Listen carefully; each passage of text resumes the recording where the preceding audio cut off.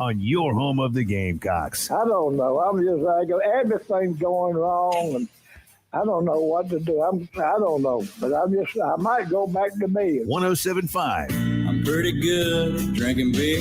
The Game.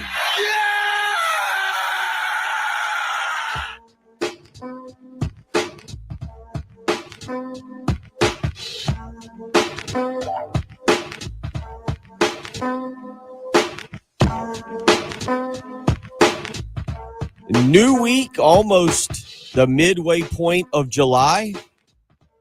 Get up and get going. Welcome in the early game. Bill Gunner, Patrick Perrette, Jen Jensen, up and at it on a Monday morning, July the 11th. A couple of you already up and at it on the live stream. DC, David, Michael, Anthony, all up and rocking and rolling this morning and ready for another week as we count down the days until SEC Media Day starting next Monday.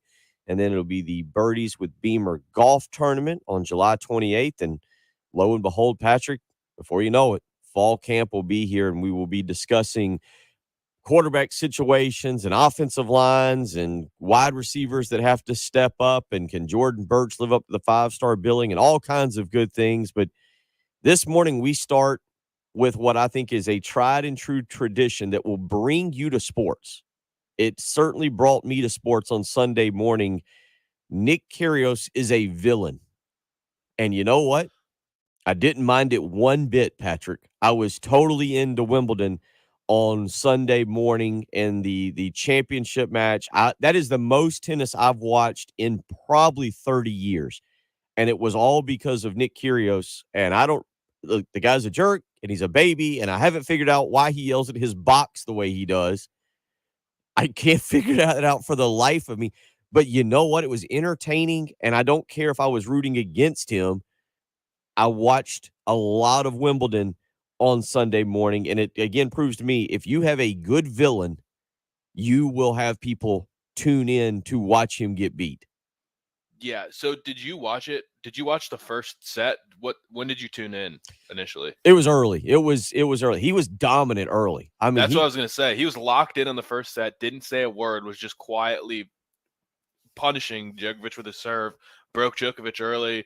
And so for the whole first set, he was absolutely dialed in, didn't say a word. And then as soon as things started going downhill a little bit, he completely came unraveled. And I thought he was yelling at Djokovic's family at first, and then I was amazed to find out that just the entire match for about 3 hours straight, he was just berating his own family. Yeah, it was crazy. It was crazy. It really was. And the guy's a good tennis player. Like, he really is. Athletically, he's big, he's strong, he's fast. I mean, I'm coming at this from a standpoint of I watched more tennis on Sunday morning than I've watched in the last 30 years combined. I picked it up. I picked it up probably about midway through the first set, and then proceeded to watch the remainder of the match. A few minutes here, a few minutes there. I'd walk away. But it was honestly like must-see television because it was good tennis, good back and forth. Two strong guys, two very sound professionals, but also because of Nick Kyrgios, like constantly screaming at his box. Like he would get up in a match 40 love and then for some reason give up 3 straight points and be yelling at his box that it's basically their fault that they're not cheering him on hard enough to win the last. I would assume that was what was happening. Or he was yelling at them for cheering at certain points because when he knew, like when Djokovic was serving and he would be up 30, 40 love, Kyrgios would basically make the decision, I'm just going to lose this game on purpose. I'm not going to try. I'm going to save my energy, which is a smart strategy. It can be if you know, like, why am I going to just kill myself to try and win this fight back from love 40 in a game that I'm not serving, and he's already broken me, so I'm probably going to lose this set. Like I need to be prepared to go 5 sets. But his family would like get up and cheer for him and be like, "Come on, Nick!" After he just stood there and let Djokovic rifle the serve past him, and he was like, "Shut up! It's love." I heard him a couple times. I was trying to pay attention to what he was saying. He was like, "It's love 30. What do you want me to do?" What do you want me to do? I was like yelling at his girlfriend and his family. It was really bizarre. And I guess I think it's tennis etiquette to just at least pretend like you're trying on every point and not just blatantly stand there and let him win points. But that's what he was doing. It was, if you didn't watch it, we'll play some audio this morning. There was also a phenomenal exchange between the, what do we call it? The umpire? Is that? Yeah, the official. The official and Kyrgios, as a drunk young lady or a drunk lady in the crowd, decided to heckle him for a little while. And Kyrgios responded with, they were trying to pick her out. He said she's the one that's had about 700 drinks. We'll let you listen to a little bit of that audio this morning because it turned in. Then I don't know if you had a heckler. Did you see the part where the protester or whatever it was? I don't know what was going on there. Something happened and they got escorted out of, I say escorted. They got dragged out of the stadium very quickly. Apparently those all English tennis club security, they don't fool around. They get you to the ground quickly and drag you by your arms out. It was just a wild scene. And then I don't know if I liked it. I didn't know if I didn't like it. I didn't know if I liked the honesty. The post-match interview, all I cared about was Kyrgios. That's all I really cared about. The post-match interview, they're like, does this make you want to get back to more finals? He's like, no, I'm exhausted. I'm not sure I like playing all this tennis. I was just like, well, it does require you to play more matches if you get to the finals. That is kind of the way it works. And he also was the one that benefited from the injury that got him a pass into the finals, not having to play in the semifinals. Yeah, he didn't even have to play in the semis at all against one of the best players of all time, maybe the best player of all time. So he should have had every advantage in the world. And maybe he realizes these guys at the top, they're just too good. Like, he felt good. Maybe Djokovic came in a little sluggish, but the fact that Kyrgios was worried about his conditioning through a potential 5-set match when he got a free pass, they usually roll through the first couple rounds. But I guess he was actually challenged by Paul Jubb, the South Carolina kid. And that was the match that caused a lot of drama because he spit at the crowd in the direction of the crowd.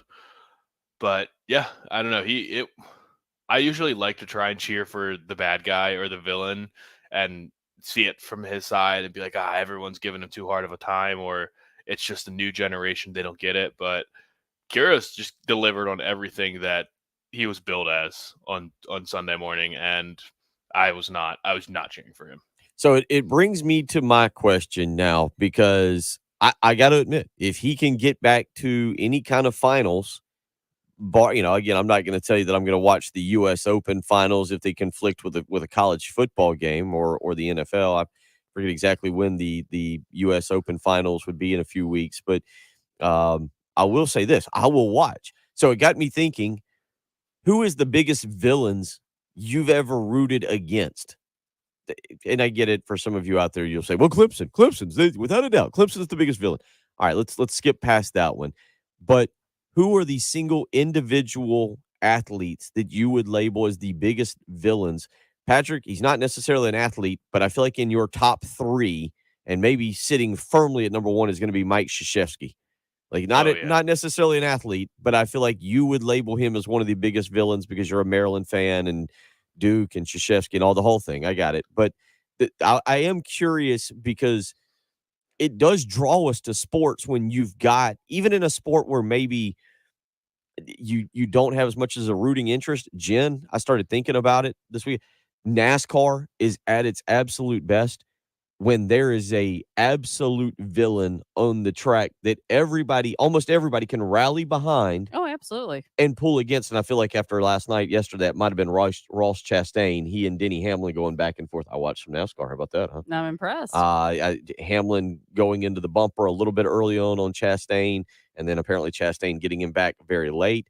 But yeah, is there the massive villain in NASCAR right now, or is it people, we kind of don't like him? That there's not the Tony Stewart was the last. Kyle Busch, right? Is it Kyle Busch? Oh, yeah, for sure. I would say Kyle Busch, but a lot of people like him too. That's what I'm saying. I feel like now Kyrgios did have people cheering for him, Patrick. We should say that, like, he wasn't, but he's buying away kind of the villain of tennis. Tennis. Like I think it's almost like I almost took away, people were cheering for him so that he didn't go crazy and just start throwing rackets at people. I think that there was a large element of them cheering just because they don't want it to be super clear that they're all cheering for Djokovic, or the fact that they don't really like Djokovic either, and they just want a competitive match, and they don't want to completely watch Kyrgios unravel before their eyes. Maybe some people wanted that exact thing, but yeah, I think it's just the etiquette at Wimbledon where you kind of cheer for everyone and don't get too invested and cheer for one side. Gene weighs in on our text line this morning. If you want to be a part, Gene says Christian Laettner, that's a good one, was a great villain. 803-404-6100. I'm interested to hear the individual, not the teams, but the individuals that have been the greatest sports villains of all time, because or like if anyone found themselves happening to cheer for Nick Kyrgios on Sunday, then are you just drawn to villains? And like, what other villains are you generally drawn to? Because I have one that's, I guess, similar. It's an individual sport, and it's not like one of the major sports, but everyone would watch to cheer against Floyd Mayweather. And I always kind of liked Floyd Mayweather. Floyd Mayweather's a good one that I think could bring people to the television. Not necessarily because you were interested in seeing him, but because you were rooting against. I'm with you on that. 803-404-6100. So we'll get into some sports villains this morning. Ryan weighing in with Cam Newton at Auburn, and then anonymous texter with John Starks there as a sports villain. John Starks was pretty easy to dislike as well. I agree there. So if you want to weigh in, 803-404-6100, how you can be a part of the program. As always, you can hop on our live stream. Several of you weighing in already there. Go to youtube.com, search 1075 The Game, click subscribe, join, hop on, and play along this morning. We'll get into that. As Scott's already asked this morning, we'll get into a little bit more of the G.G. Jackson saga. It does look like he'll be a South Carolina Gamecock just at some point. May not even make the announcement. May just enroll in school and move on from there. We'll talk a little bit about G.G. Jackson this morning and your expectations for South Carolina basketball if G.G. Jackson does indeed become a part of the Gamecock roster. I'm kind of interested to hear this because there's a lot of people who didn't seem to think G.G. Jackson was going to help Frank Martin's team a whole lot. There was no reason to keep Frank Martin because he was going to get him. So how do you expect G.G. Jackson to help Lamont Paris's first team? So we got plenty to get into. We'll cover a couple other topics this morning. Let you listen to a little bit of audio. I see several of you weighing in with your biggest sports villains. We'll get to those. It's Bill Gunner. It's Patrick Perrette. It's Jen Jensen. It's the early game on 107.5 The Game. Here's what's coming up on the next Extra Point. Hey guys, Pearson Fowler here from the Extra Point, and coming up on the Monday edition of the Extra Point, if the Twitterati is to be believed, we may be talking about G.G. Jackson decommitting from North Carolina and going to play his next year of basketball somewhere, possibly South Carolina. I'm sure we'll have more conference realignment news over the weekend, and just a week away now from the start of SEC Media Days. So start to dig into it. Football season right around the corner. All that coming up on the Extra Point. The Extra Point with Pearson, Preston, and Gamecock Central. 9 a.m. to noon On your home of the Gamecocks. 107.5 The Game.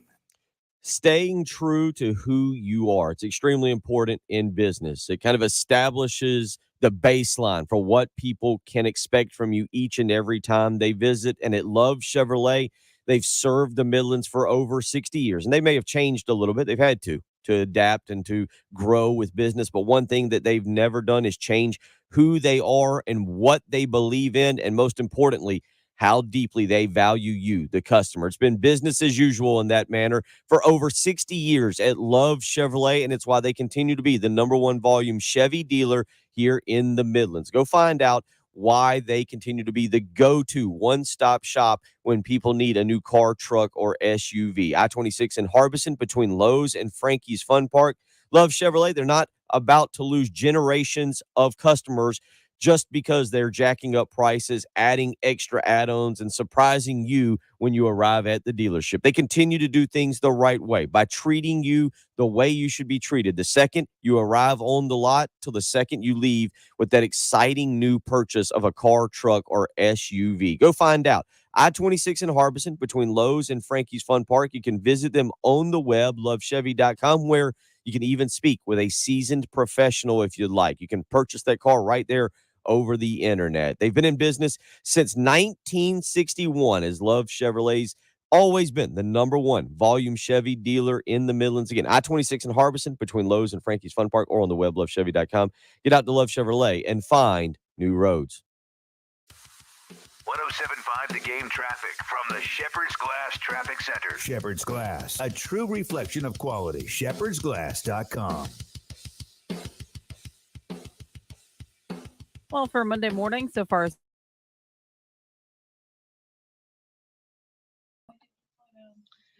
I do like Nike Saban though. That is a clever ring to it, a clever twist to it. LeBron, yeah.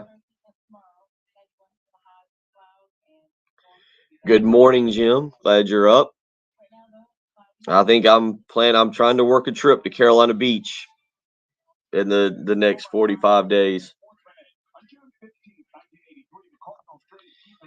Let's see here. It's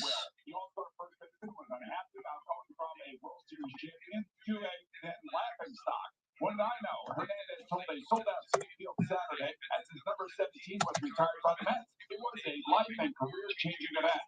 I'm Omar Science.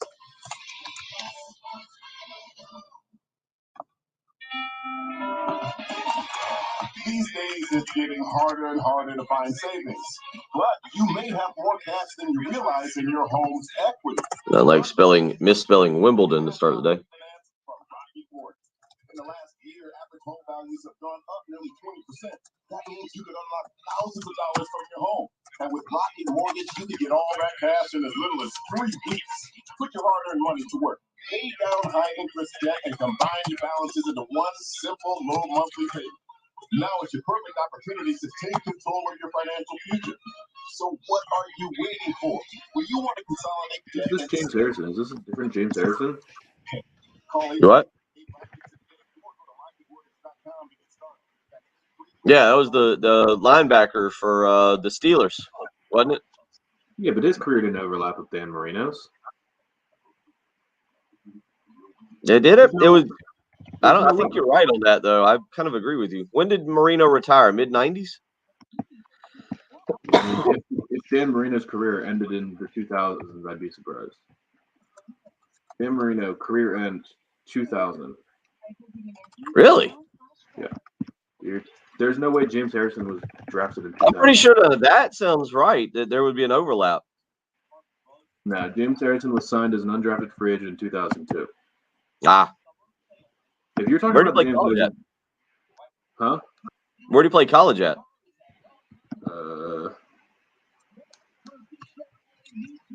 Kent State.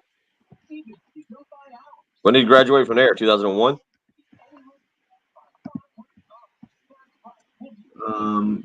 2002.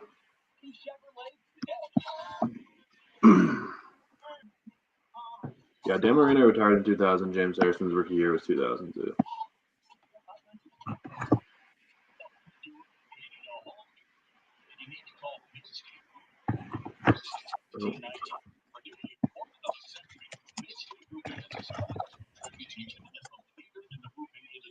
Whether it's love your head or your feet, that's Leaky Foundation. 356-1919 is the number to call for all your roofing and waterproofing needs. The quality and craftsmanship of a Midscape roofing system are top in the industry, especially commercial and industrial roofing systems. If you own or you're in charge of a large building, warehouse, or industrial facility, you're in charge of that roof. And at some point, a roof is going to need some attention. So the number to call for advice, service, results, and commitment to customer satisfaction is 356-1919. See all the Midscape has to offer when you click on midscaperoofing.com. Tell them Midscape friends. Let Midscape Roofing take a peek. 356-1919, midscaperoofing.com. Broadcasting live from the Heritage Chevrolet Studios. This is 1075 The Game. Come on, online today and see why Heritage Chevrolet makes you smile. The early game. You're home of the Gamecocks. 107.5 The Game.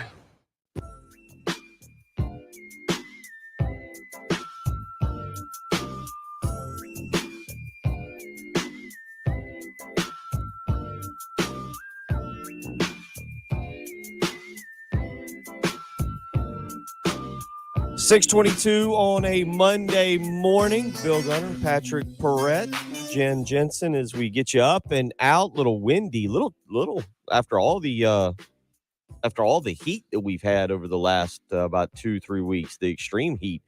Jen, not too bad this morning. A little rainy, a little windy, kind of cooler. Surprisingly, actually, it was really kind of cool in that breezeway walking in here with that. Literally, it was a breezeway. There was a breeze. How about that? There you go. If you want to be a part of the program, 803-404-6100, how you can weigh in, asking you right now the biggest and the best. And this is a weird thing, right? The sports villains. Not everybody wants to. Do you think Kyrgios, again, a lot of this stems from over the weekend, a very entertaining Djokovic dominated. He ended up winning 3-1, Patrick, but really was an entertaining Wimbledon finals. Like, it really was worth watching. But does Nick Kyrgios strike you as a guy who embraces the villain role, or just because he's a crybaby and he yells at pretty much everybody for every mistake he makes, does he just strike you as a big baby, or does he embrace? Because this is part of it. Does he embrace being a sports villain? Yeah, I don't know, because of the way that he became a villain by basically, like you said, being a whiner. I don't know why anyone would embrace being a whiner in sports. Like, that's the worst person to be.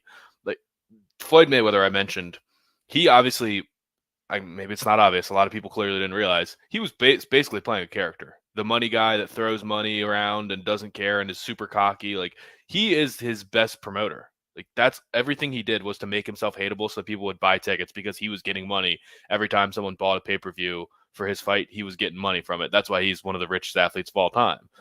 Nick Kyrgios, being the villain does make him more marketable, because if he's not winning majors, then he's not winning the prize money. He needs to make that money somewhere else.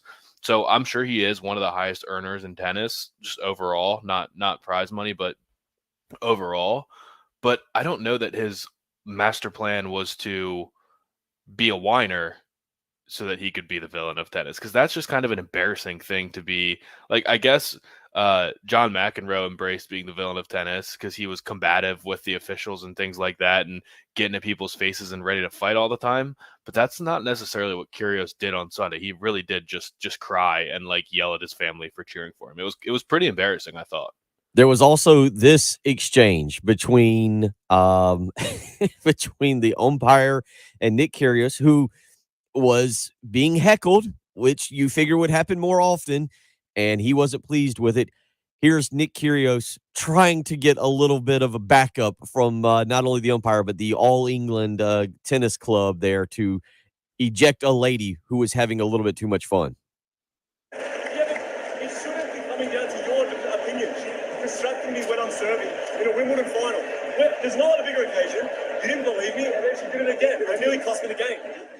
Okay, but why is she still here? Because she's drunk out of her mind in the first row, speaking to me in the middle of the game. What's acceptable? Nothing is acceptable. Okay, so kick her out. I don't know which one it is. I know exactly which one it is. So tell me. It's the one in the dress with the one that looks like she's had about 700 drinks, bro. There's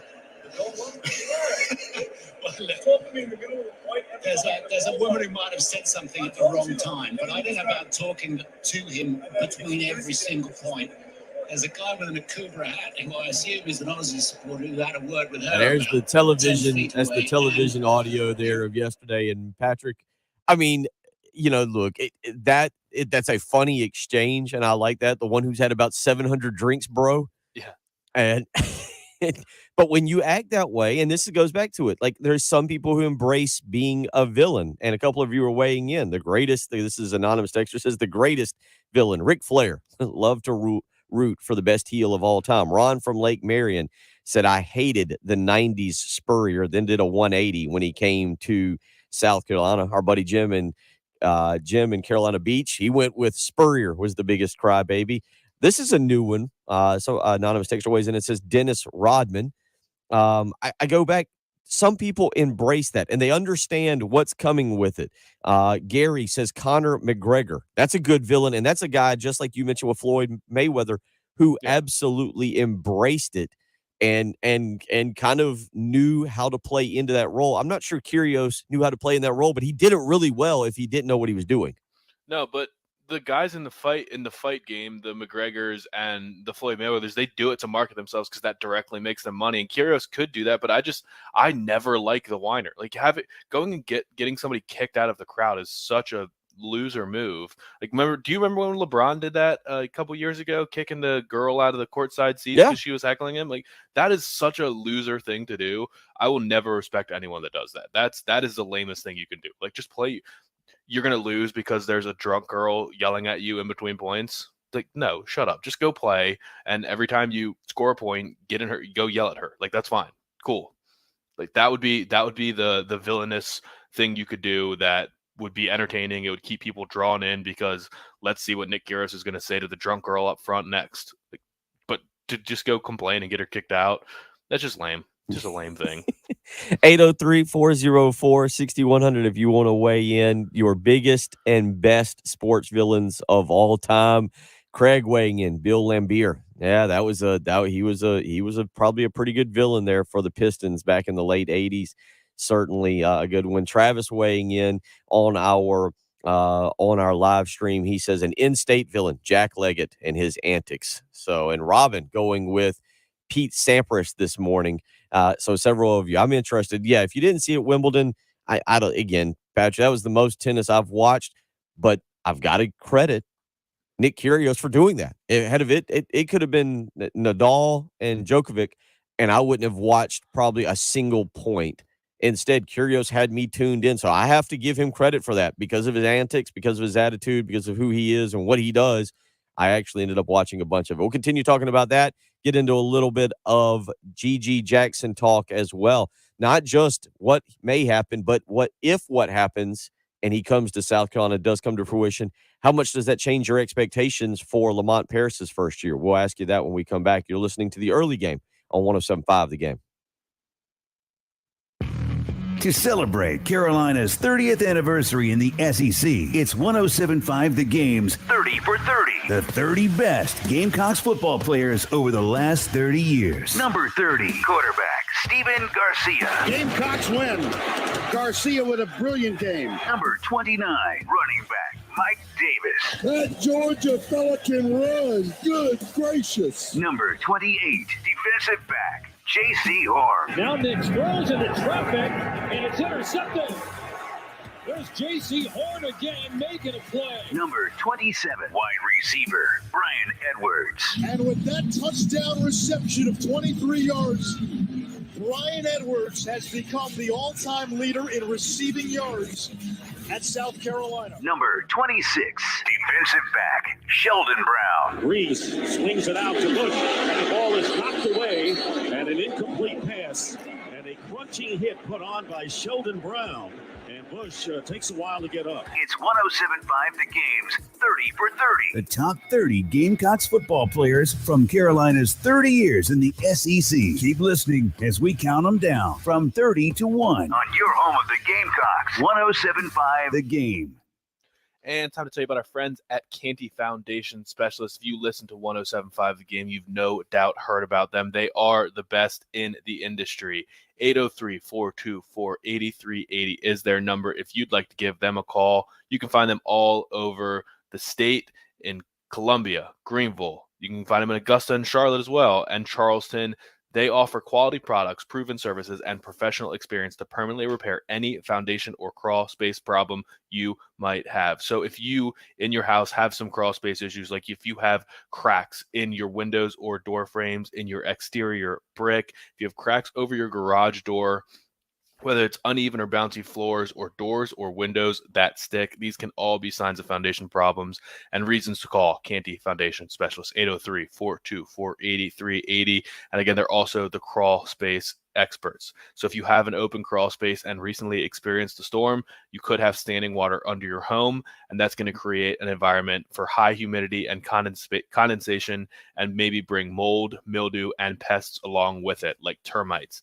And the moisture created can lead to wood rot and floor joist problems, and also bring some musty smells, awful odors that can create health issues too, like runny nose, itchy eyes, or coughs, because half of the air you breathe in your home comes from your crawl space days. So it's very, very important that you have that taken care of. Call Canty Foundation Specialist, 803-424-8380. And if you need some concrete leveling, concrete repair, any commercial services, or basement waterproofing, these are all things that Canty can take care of for you. Again, 803-424-8380 if you want to give them a call, or you can go find them on the web. The website is cantycanfixit.com.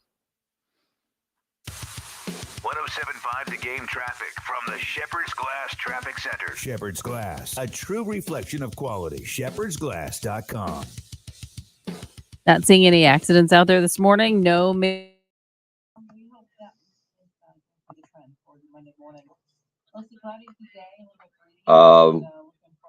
That would be Bobby Knight. You're going with Bobby Knight there. Was Sampras, Patrick? Did you watch Sampras enough? Yeah, I didn't watch him. I kind of stopped. I thought Sampras was always kind of liked. I thought he was liked too, but that was before my time. It's interesting too. RL and Waddy both going Reggie Miller. Jen, was Dale Earnhardt a villain in your day?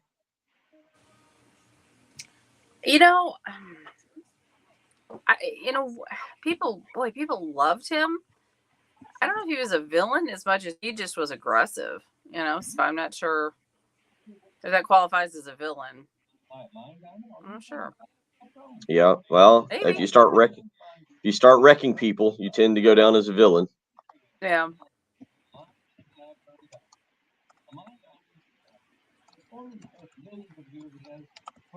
You tend to go down. Yeah, like I said, I didn't follow it as strongly then, so I don't totally know like how he was with the media and stuff. Like with Kyle Busch will just get mad and just start, like doing these things where people are crybabies, and he's just sort of his antics, and I think that goes back like Kyrgios, the antics maybe make them more of a villain of sorts. All right, I forget. I'm trying to go back and look. Did you have Chase Elliott this week? No, Reggie. I'm not kidding. And he actually tweeted at us about that, going, "Oh, jeez." Yep. So Chastain, did okay. It got you an extra point, but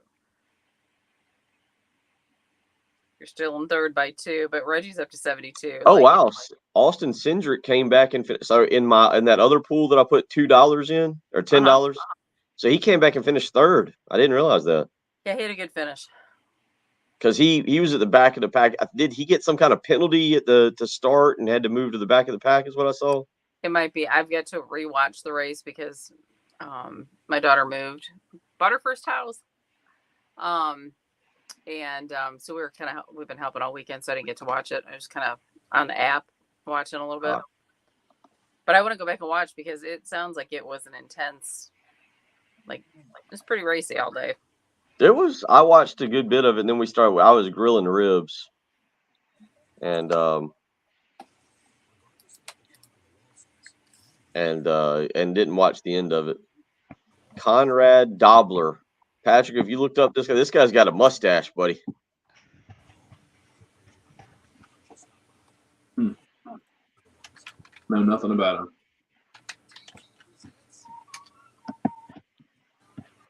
He does have a great mustache, though. Full handlebar.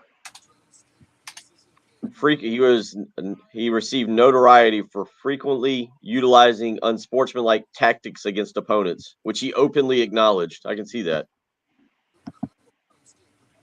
Oh.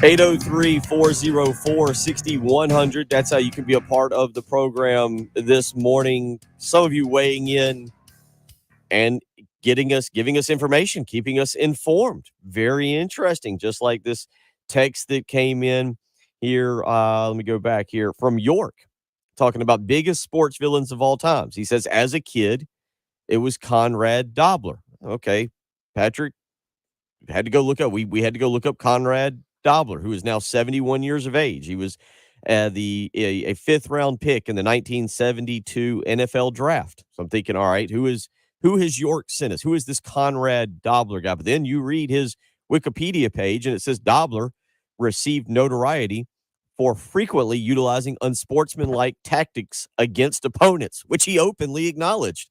He was a guard, by the way. He was a right guard, or he played right guard initially for the then St. Louis Cardinals. And it says, as I read it, Dobler quickly developed a reputation as a nasty player, and he did little to tone down that image. On the contrary, he seemed to revel in it, probably believing that this would intimidate some defensive players, as indicated by the following quote. I see defensive linemen jump to knock a pass down. When that happened near me, I'd smack them in the solar plexus, and that got their hands down real quick.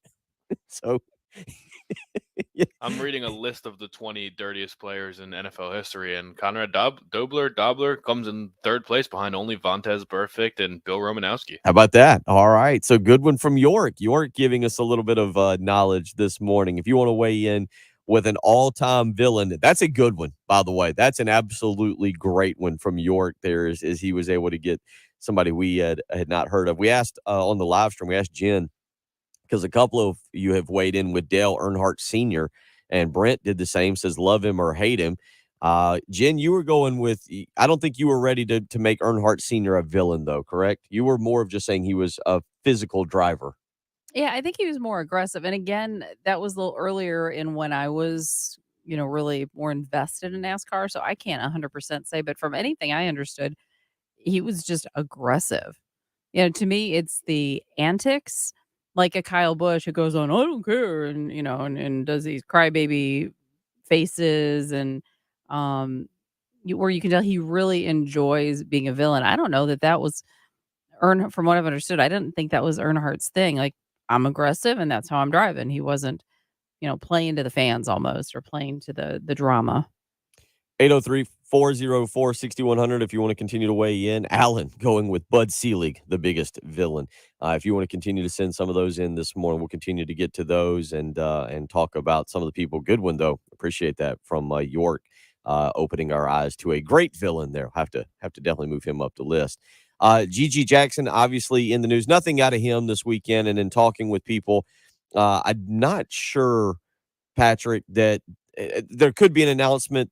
There doesn't have to be an announcement with Jackson. I do understand that there's, as if you've ever had a child get into college, that especially if you're reclassifying in this situation, there's got to be a little bit of work to make sure Jackson is accepted into the university, that all the credits that he's taken, obviously getting them out of the way early, will be accepted. So there's some hurdles there. I know that this was taking place back during the end of the Frank Martin era, where the Jackson family was checking into enrolling early, and it's why they held off at that time making any kind of announcement. Obviously, the thought of going to North Carolina, Patrick, as part of his regular class in the 2023 class made that easy, because you would have had one more year to do whatever you needed to do academically in high school. But with that being said, I'm not sure that people who are glued to Twitter expecting an announcement, it could come. I'm not going to tell you it doesn't, but this is something that really I think may end up dragging on closer to the beginning of August than being settled anytime this week.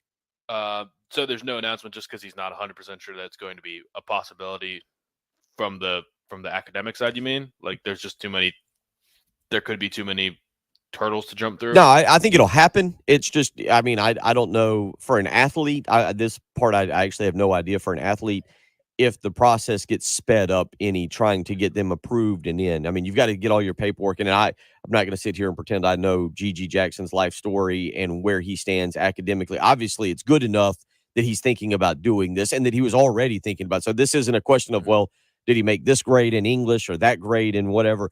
he's good to go. You still have to submit paperwork. Just because you're the number one player in the country or you're a top basketball recruit doesn't mean the academic side of the school goes, oh yeah, you're in, come on in. You still got to be accepted into school, just like I had to be, even though I was 5'6" and was not coming to play sports. You have to be accepted. And obviously this process is a little bit different than when you start applying for schools early on during a recruitment and finding out if you're accepted. It's has there been anything similar to this that you can remember?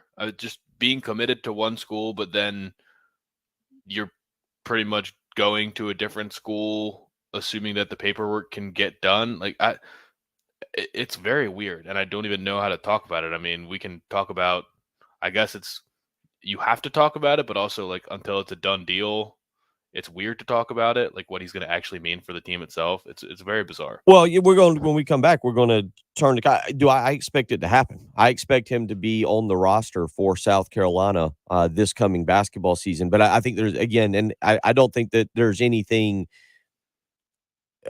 This isn't. I don't think it's in question whether he gets into school. It's just a matter of it takes a little bit of time.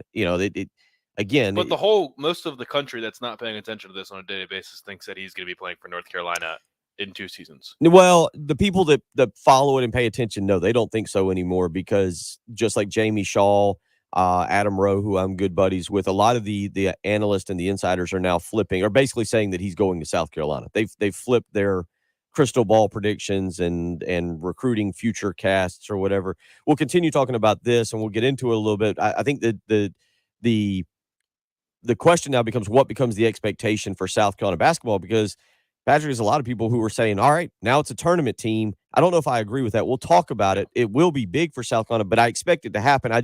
If you're waking up here at 6:45 going, all right, I'm back on GG Jackson watch today, you're probably wanting to slow down and allow that to play out, just because there's some things that they need to work through with the university just to get him in and get him ready to go. Again, I think it'll all come to fruition. It'll be perfectly fine. It doesn't happen overnight as they try to work through. And plus, I will say the G League is still out there. The G League is still a viable option. It appears North Carolina at this point is not anymore. 803-404-6100. We'll get into your thoughts on GG Jackson and what it would change as far as your expectations for Lamont Paris's first season with South Carolina. It's the early game on 107.5 The Game. The Halftime Show with Jay, Terry, and Tommy. Noon to 3. On your home of the Gamecocks. 107.5 The Game. We are into the back half of the summer. It is unbelievable that in about a month, at least for my kids, they will be heading back to school. But that still means there's time to get out there and grill out, enjoy the backyard, and most importantly, hop in that pool that you have. It's good time to be doing it. The weather a little bit cooler, but it's going to be warming back up, and you're going to want to be jumping in that pool after a long, hard day of work. The kids are definitely going to want to do it, but if it's a dirty pool, well, then it's just sitting back there and it's kind of an eyesore. Don't allow that to happen. Use a professional that knows how to maintain your pool on a weekly basis, keeping it ready to be used. That professional would be Tracy Corley with Corley Pool Solutions. Over 20 years of experience in the pool maintaining business, and that's important because every pool has its own personality. You trying to diagnose the problem, going to the pool store where the pool representative isn't looking at your pool and trying to help you is extremely difficult. You could spend a lot of money that you don't need to spend and have a lot of wasted time driving to and from the pool store trying to get it right. Have a individual with 20 years of experience that knows exactly what to do, maintain your pool. That's exactly what Corley Pool Solutions will do. They'll do it with a weekly cleaning. The boss is out there, Tracy himself out there each and every week looking at your pool, making sure it's maintained properly. They'll do it with no contracts because they believe in their service. They believe in their business, and they know you'll believe in it too once you see what they can do. And most importantly, transparent, flat rate pricing, including all of the chemicals. You know exactly what you're paying for. You know exactly what you're getting. It's transparent. It's flat rate pricing, including all of the chemicals. 803-445-8109. Again, that's 803-445-8109. You want to be able to use that pool for the remainder of the summer. Don't let it be dirty. Call Corley Pool Solutions today. 107.5 The Game traffic from the Shepherd's Glass Traffic Center. Shepherd's Glass, a true reflection of quality. ShepherdsGlass.com. We have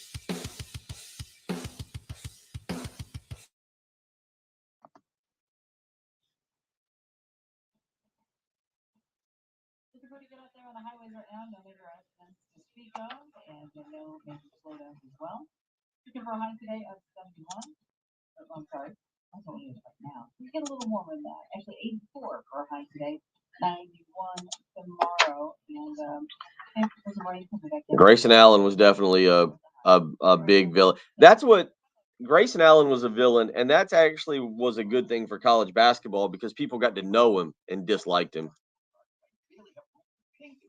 Like Grayson Allen was really a good one.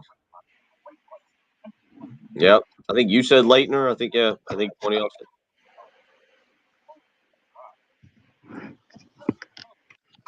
So yeah, a couple good ones there. I got herself a haircut yesterday. Holly got a haircut? Oh yeah, she's very soft right now.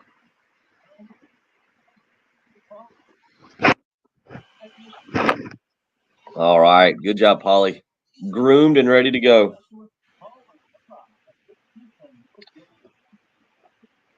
Decor will either be Stanford or Alabama. South Carolina will not be the pick.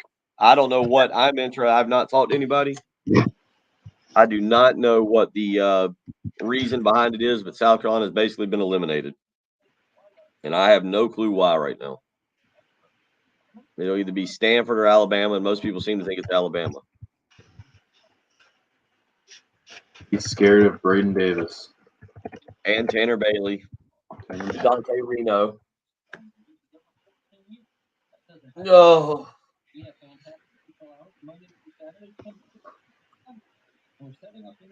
Yep, just terrified.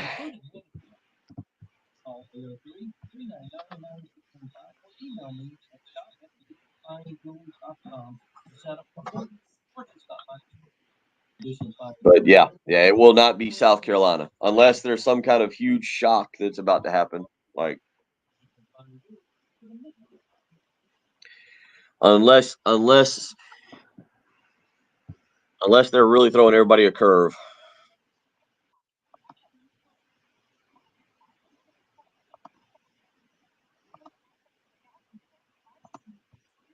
Yeah, well, South Carolina, they've missed the Shandavian Bradley kid committed to Tennessee yesterday. And then you lose Lonergan today. Lonergan. It's a good thing we didn't land because you've struggled with that name. I always had faith that Dante Reno's easy to say.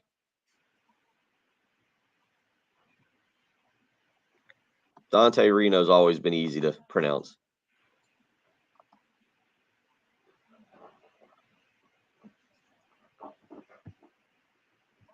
Oh, Patrick's getting a little love on the text line from Marshall. It says, random text not related. I've spent the last year following my daughter's high school lacrosse and then travel team this summer. The ladies are serious, but I finally spent some time this summer watching men's lacrosse at tournaments. You're right, Patrick. What an awesome sport. Yeah. Love that. Just growing the game out here. Today and see why Herndon Chevrolet makes you smile. The early game With Bill Gunter, Patrick Perez, and Jen Jensen. on your home of the Gamecocks. The early game, 107.5. The game.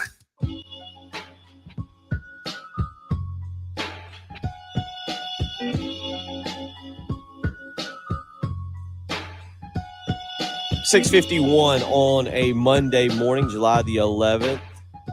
Talked a little this hour about the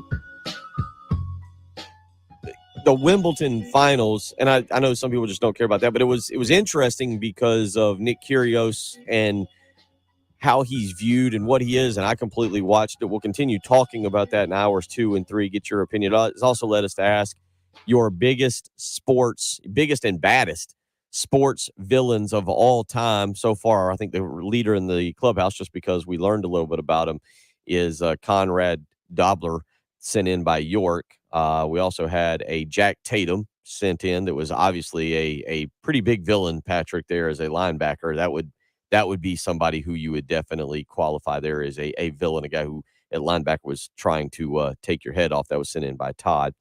803-404-6100 if you want to send in one of those.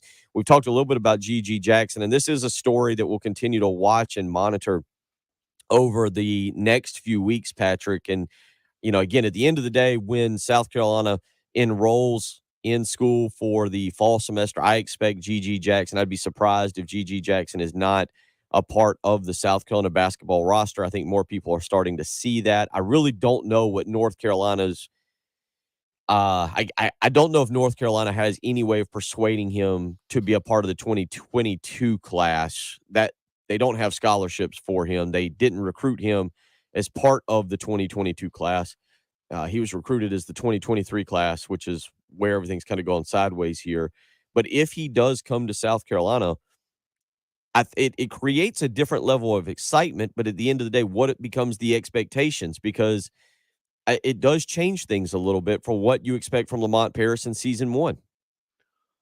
Yeah, and that actually is unfortunate because a couple months ago, GG Jackson at South Carolina, he could have been sort of the missing piece with a experienced team that would have had pretty strong expectations, at least a full-on tournament or bust. You'd have really be expecting them to be near the top of the conference. But now the team that he's coming to is very, very much in question, and it's really unfair to him to say, well, now that you've got the number one player in the country, you need to do X or else the season's a failure. Like, I don't know. You don't want to say that it's going to be an Anthony Edwards at Georgia season where he's outstanding and becomes the number one pick in the draft, but the team's not very good. Like, I don't know what a fair expectation would be, because the last thing you want to do is put all your hopes of the season on one kid who isn't even supposed to be in college yet, is going a year early and going to be by far the youngest player on the court, to say, well, we need to be a tournament team now because we have him, would be crazy. Yeah, it's really going to be, and that's why you kind of get out in front of it and you ask the question early on as to what people's expectations will be. Craig weighs in on our live stream and says we still don't have a shooter. I do think Chico Carter Jr. can be a better shooter, and I think he's a guy that I kind of expect to maybe benefit from the departure of Frank Martin more than any other player, because I think it'll give him a chance to get more minutes and to be that 2 guard. But I also don't think you're expecting him to come in and be a guy who's averaging 15, 20 points a ball game. But he is that one shooter. South Carolina does need other shooters on the roster, guys that can develop and guys that can step up. But Patrick, I think that that's going to be, again, where we go to when you add a player the caliber of GG Jackson. Even though he's supposed to be a high school senior, he's shown this summer in certain camp settings that he's ready, I think, for college. He might not be what you would want him to be if he was a year later in 2023 after a year of development, but certainly he's a guy who I think can really come in. The question is he good enough to get him to any kind of postseason? Because right now the rest of the roster is what there's got to be an incredible amount of improvement from the rest of the roster to be able to fill in behind Jackson. Yeah, I mean, you have to think about, you can't just say, which I think a lot of people are going to do, is say, well, because we have him, we have to be a tournament team now. But you have to really think about what your expectations were up for this team before landing GG Jackson, and then adjust them accordingly. You can't just say, well, we're going to be 14th place in the SEC, but now that we got GG, we're going to the tournament. Like that is not fair. That is not a fair expectation to put on him. But if you've actually felt pretty good about the roster, and now you think this is the missing piece, well, okay, well, that's a little bit different. But I think expectations can't go from terrible to outstanding just because of one player. 803-404-6100 if you want to weigh in on that in the next hour. We'll get into that a little bit more. You can also weigh in on your biggest sports villains of all time if you got one or two. Darby going with Bud Kilmer. All right, well, we've got a movie sports villain. That's not a bad start. We'll take that on a Monday morning. It's Bill Gunner. It's Patrick Perrette. It's Jen Jensen. It's the early game on 107.5 The Game. Gamecocks, Braves, the NFL with live local radio. 107.5 The Game, WNKT FM, Eastover, Columbia. A Cumulus media station. Life matters. Ever feel like it takes all you can do just to put bread on the table? According to some sources, the average American family spends about 25% of its income on groceries. Bill Bryson, in his book At Home, observed that Britons of the 18th century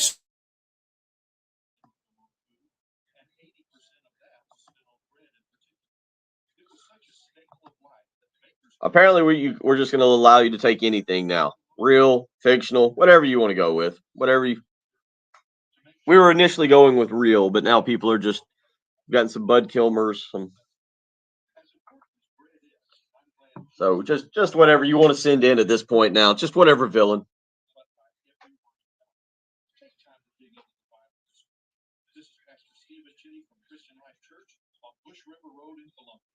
Remember, friends, life matters, and so do you. Go to clcolumbia.com for in-person and live streaming service times. There's just something different about Medicine Mart of West Columbia. This is Kevin Ritz, and I continue to use Medicine Mart Pharmacy in West Columbia because of the customer service. It doesn't matter when I stop in, everyone knows you by name and takes care of you like you were one of their own. Whether it's Lynn or Bill, they know you by name. It's always keep exactly how you are and how your family are, and just very genuine customer service. Medicine Mart Pharmacy at 1300 Sunset Boulevard in West Columbia. They look forward to serving you. Since 1964, Gateway Supply has been the Midland leader in plumbing and HVAC supply, and now, of course, they are statewide, with more than 15 locations all across South Carolina. Their showrooms are filled with classic, modern styles. Now, tap and touchless faucets. You can even talk to your kitchen sink. See them at Everett Street, around 20th Price, Highway 6 and White Way in Lexington. Design services, expert advice for customers and contractors alike. Visit them online at gatewaysupply.com. In today's digitally driven world, the internet has become more than just a convenience or a luxury. Among other things, it keeps family members connected with loved ones, workers connected with their jobs, and students connected with their instructors and lessons. That's why the U.S. government created the Affordable Connectivity Program, also known as the ACP. This program provides eligible low-income families with discounts of up to $30 a month to help pay for their internet service. And here at FTC, we're proud to participate in this important program. FTC urges all eligible households to take advantage of this helpful program. To learn more about the ACP and to see if you qualify, visit acpbenefit.org. Potential applicants can also get more information by calling the ACP helpline at 877-384-2575. That's acpbenefit.org or call 877-384-2575.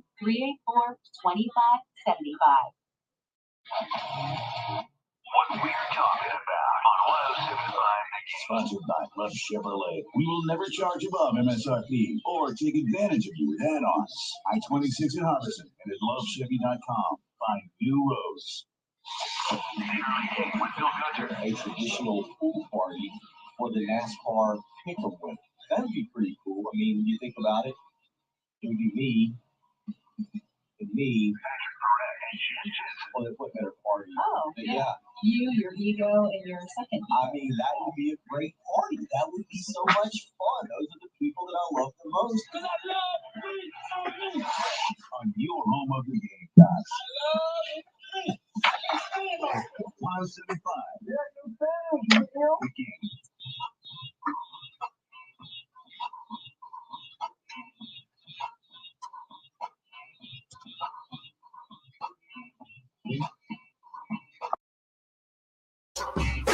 Our number 2 of the early game, Bill Gunner, Patrick Perrett, Jen Jensen, as we get you through here on a Monday morning, July the 11th.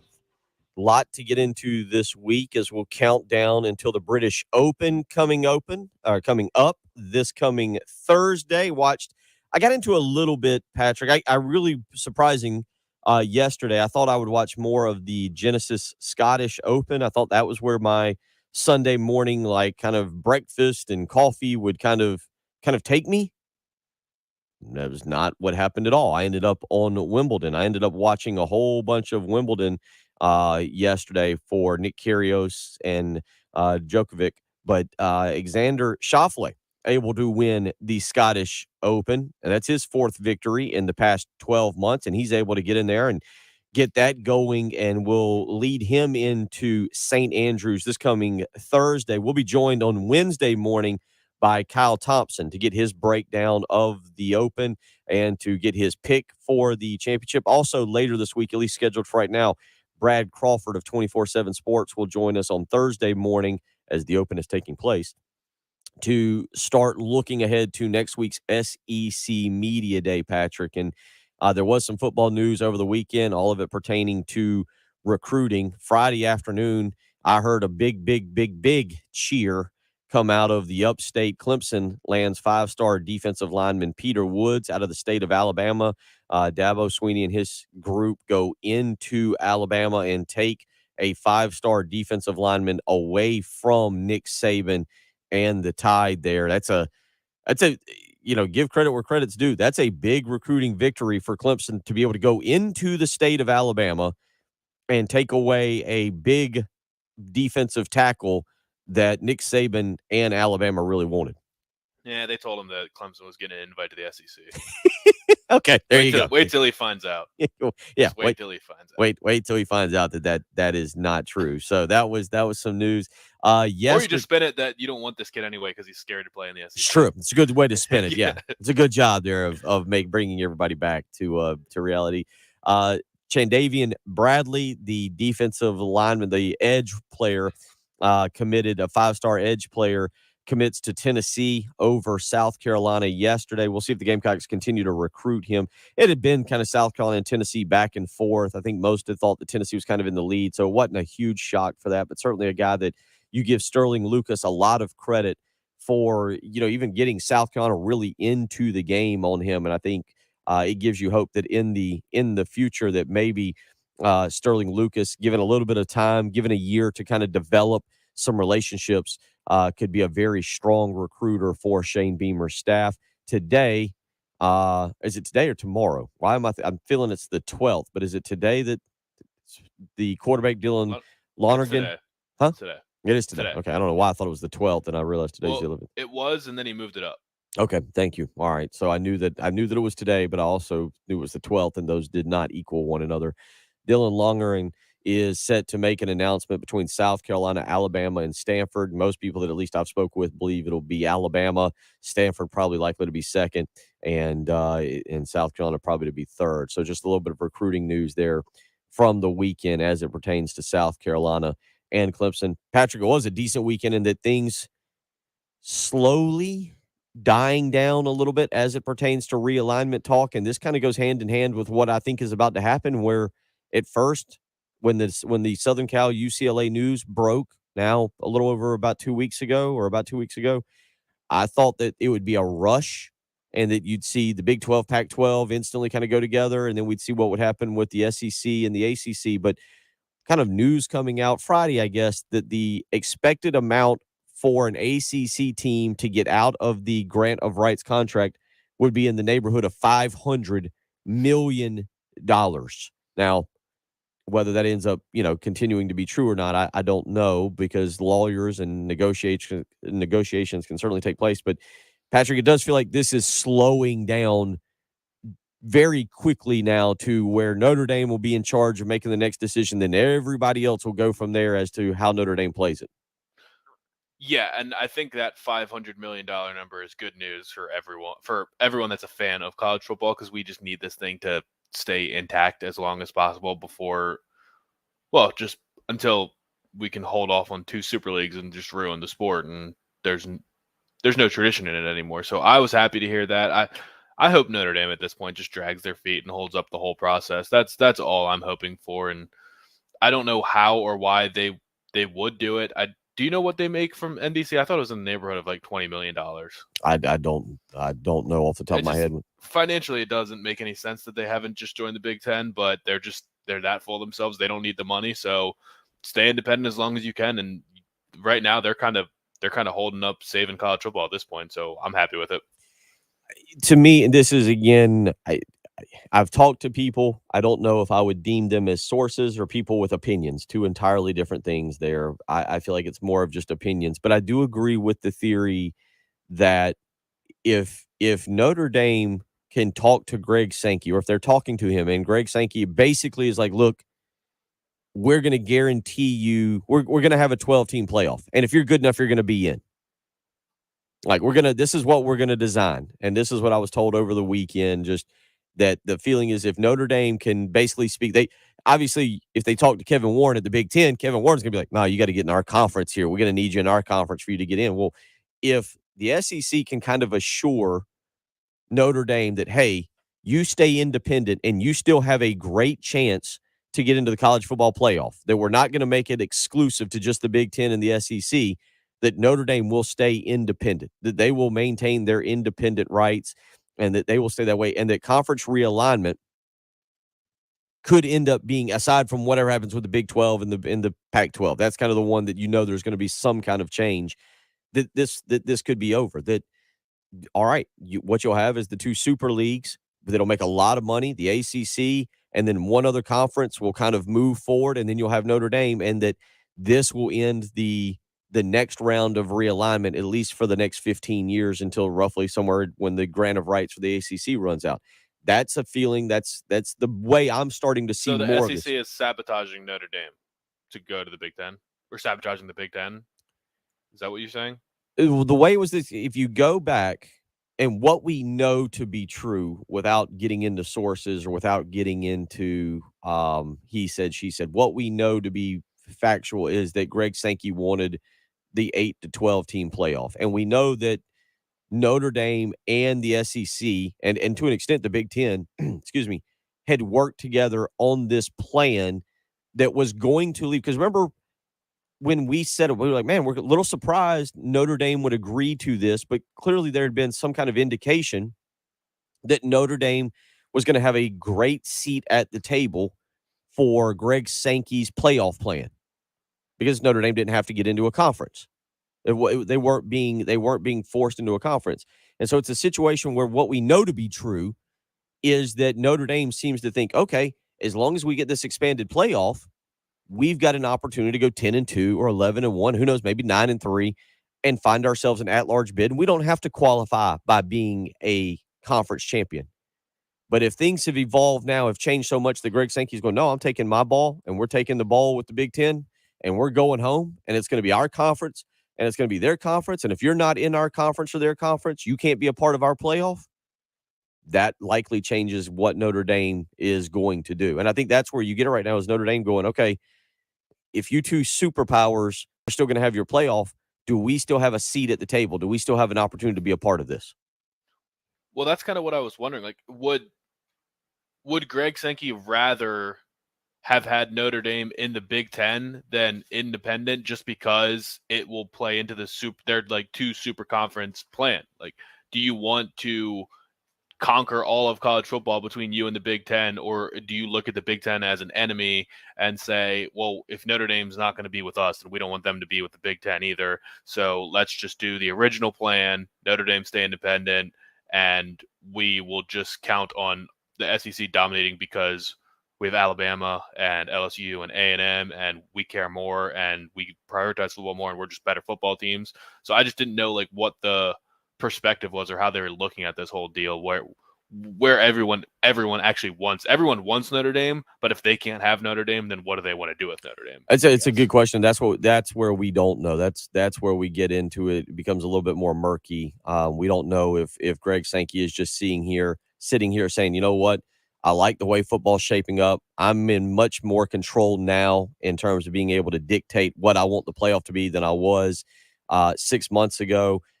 We've got a consolidated power structure with us in the Big Ten.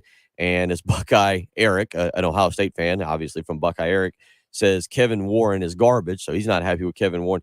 This might be a situation where Greg Sankey's going, all right, well, I've got Kevin Warren in my back pocket. We've consolidated the majority of the power. We're not trying to do away with the ACC. The Big 12 and the Pac-12 are going to eat that. One of them is going to eat the other one, and we're going to have 4 conferences. And I'm going to be, if I'm Greg Sankey saying this, I'm in control, and I can now kind of dictate what I want from the other conferences as it pertains to a playoff. Because if you don't like my new plan, here's what I'm going to do. I've got the Big Ten siding with me. It's an uneasy alliance. I don't know if we want to use the word alliance, but I've got the Big Ten siding with me, and we're going to take our ball. We're going to go to ESPN, and we're going to create our own playoff, and you guys can go figure something out in Vegas. Why is Kevin Warren garbage? Or why does Greg Sankey think that he has him in his pocket now? I mean, I know things got off to a very shaky start. I'd say ego. I would base it nothing more than I just think Greg Sankey, who I'll see next week wandering the halls, and his bodyguard will smack me into a wall and clear a room for Mr. Sankey as he walks, and they'll probably step on me at some point. But yeah, I think it's nothing more than ego. Well, why does Buckeye Eric say that? I don't know. You'd have Kevin to- Warren just got the 2 LA schools to the Big Ten. That's a pretty big deal. All right. That's more than a pretty big deal. Buckeye Eric, you've got to respond. Why is Kevin Warren? Why is he garbage? I mean, I know that Greg Sankey buried him when he first started and tried to cancel football in 2020, and Greg Sankey's like, okay, fine, cancel football. We're gonna play. So you guys have fun over there, and completely backed him into a corner and made them play a Mickey Mouse 6-game schedule. But it seems like everything he's done recently has been pretty solid, and bringing the 2 LA schools to the Big Ten is pretty big time for a commissioner. That's about as big as you can do. It certainly has enhanced their conference and put them right now probably financially ahead of the SEC, especially with their television deal coming up here in the very near future. So we'll continue talking about that. But the good news, it seems, Patrick, that things have slowed down a little bit. I'm sure as we get media days up and running starting next week with the SEC and moving on to all the other conferences, it would seem that questions will be asked. I don't know if we'll get any more news on that for the remainder of the month. And again, it could be quite some time before we really take the next step as far as conference realignment. But my guess, it's nothing more than a guess. I'm not basing this on sources or anything. I think it'll be a while before we know the true future of Clemson or Florida State or North Carolina or Miami, unless Swim News can break another massive story there. Who knows?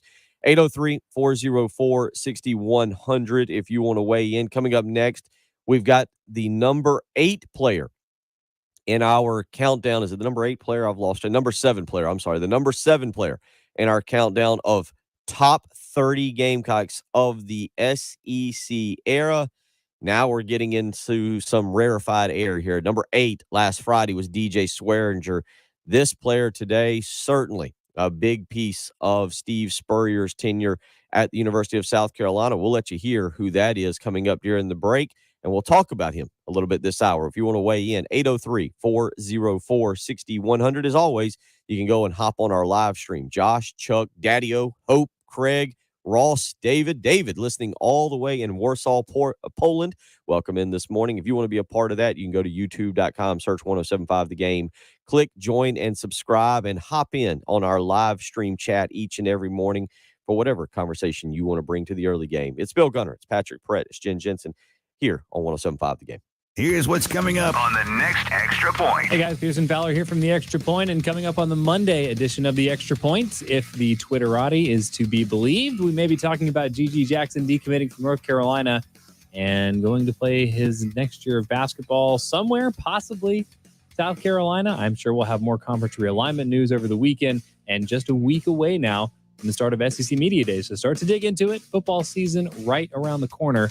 All that coming up on the Extra Point. The Extra Point. With Pearson, Preston, and Gamecock Central. 9 a.m. to noon. On your home of the Gamecocks. 1075 The Game.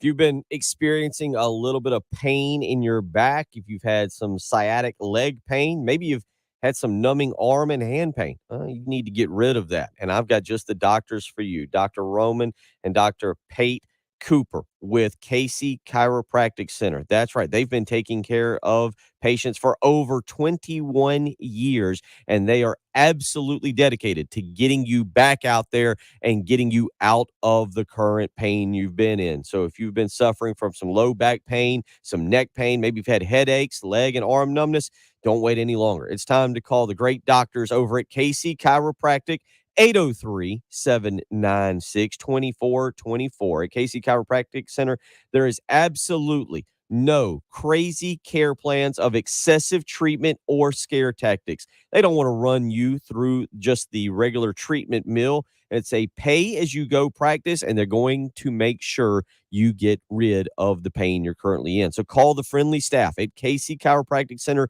this morning to get that appointment lined up, 803-796-2424. They file all major insurance plans, so they are ready to help you. So call Casey Chiropractic Center today, 803-796-2424. They will go over and explain any MRIs or x-rays you have to see if they can help. They can also refer out for an ultra low price MRIs locally. It's a lot of great reasons that the doctors at Casey Chiropractic Center are ready to help you. Give them a phone call today, for some advice and some help. 803-796-2424. That's Casey Chiropractic Center. 107.5 The Game traffic from the Shepherd's Glass Traffic Center. Shepherd's Glass, a true reflection of quality. shepherdsglass.com. Still looking good. No accidents out there this morning to report about. And we're looking for cloudy conditions today. 84 for the high, 91 tomorrow. Could see some storms rolling in on Wednesday night. And then really the rest of the week, we're looking at mid to upper 80s. So kind of a nice little break for mid-July. But right now, overcast. I have seen a couple sprinkles out there. 71, 107.5 The Game. This is Boomer Esiason with CBS Sports Minute, sponsored by Indeed. Attract, interview, and hire at Indeed.com/credit. Rafael Nadal's quest for a calendar year Grand Slam was thwarted by injury last week, and Novak Djokovic yesterday captured his 7th Wimbledon crown. However, there was a career Grand Slam achieved this weekend in London. Shingo Kunieda won his 28th major. I'm Boomer Esiason. Did you book the Townsend's 10th anniversary ticket? Alona's travel agency is overbooked and experiencing delays. There we go. All right, I got the stats up, or got the stats ready for the Gamecock player. Morning out in Bristol. Hope all did have a nice weekend.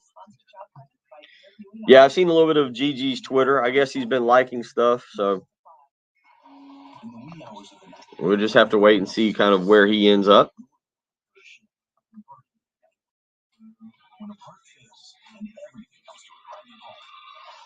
Regardless of what the clock on the wall says, you need to action. Grainger is with you and all the ones who get it done. With 24/7 customer support by phone or the chat. Call. All right, let's see here. Grainger for the ones who get it done. Sponsored by Midland Air Service Experts. Want to hear your worries? There's an expert for that. Let your local experts at Midland Air Service Experts give you worry-free hot water as low as $28.99 plus tax a month. Call 866-EXPERTS. See website for prices. It's the Love Chevrolet Countdown to Gamecock football. Others take full advantage of the market. We will get you some old-timey clip of the day here in a second.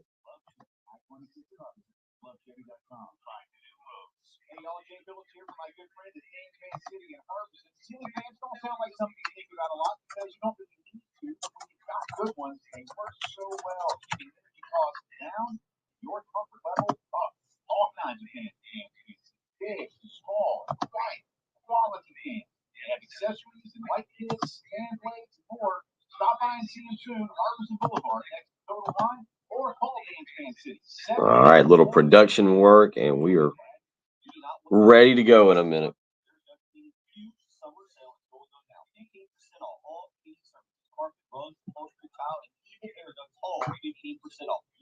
Oh,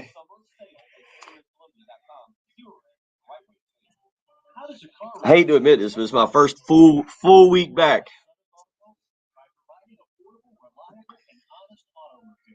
Craig, I don't know who Alston is, but I'm going to assume you meant Alshon. Unless there was a player that I'm completely unaware of. Isn't it time you became a customer? Call or come by at 1410 North Millwood Avenue or make an appointment at Summit Auto. But if there's an Alston, something.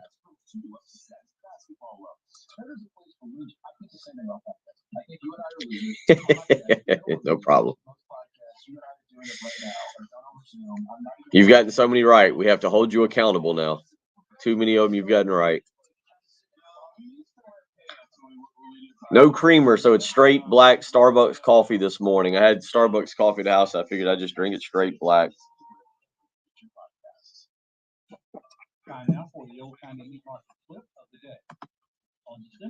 Shane Beamer's Gamecocks took on double-digit favorite North Carolina in the Duke's Mayo Bowl in Charlotte.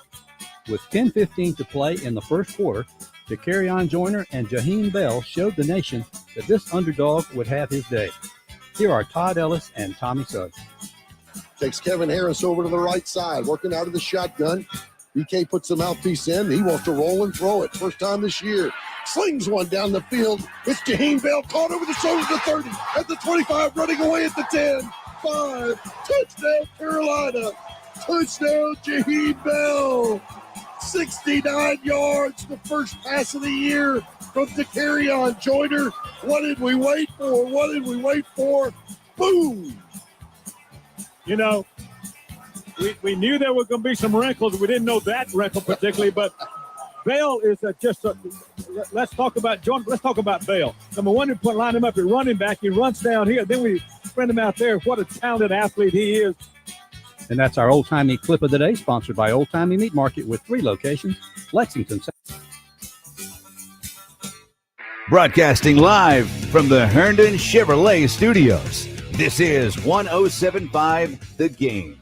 Stop by or shop online today and see why Herndon Chevrolet makes you smile. To celebrate Carolina's 30th anniversary in the SEC, it's 107.5 The Game's 30 for 30. The 30 best Gamecocks football players over the last 30 years. Number 7, wide receiver, Sidney Rice. Oh, my goodness, what a catch from Sidney Rice. Touchdown, South Carolina. Sidney Rice graduated from Gaffney High School, where he was named All-State in both football and basketball, leading the basketball team to consecutive state titles and the football team to a state championship as well. In his redshirt freshman year of 2005, Rice had 70 catches for 1,143 yards and 13 touchdowns, a single-season receiving record at the University of South Carolina. Mitchell for the end zone. Rice! Oh, baby, I got that foot in. Touchdown! He began his career with 8 consecutive games with a touchdown. In 2006, Rice caught 72 passes for 1,090 yards and 10 touchdowns. Rice had 5 touchdowns against Florida Atlantic, which broke a South Carolina record and tied an SEC record for most receiving touchdowns in a game. Look at him twist his body, get the left foot in. That's a spectacular catch by Sidney Rice. In just 2 years, he broke Sterling Sharp's school career touchdown record with 23. Rice was picked in the second round of the 2007 NFL Draft by the Minnesota Vikings. What was your most memorable experience here in South Carolina, if or maybe one or two? Most memorable, it was a ton. The friendships I made playing here in this stadium, the amazing fans, beating Florida. It's so many things. The list can go on and on.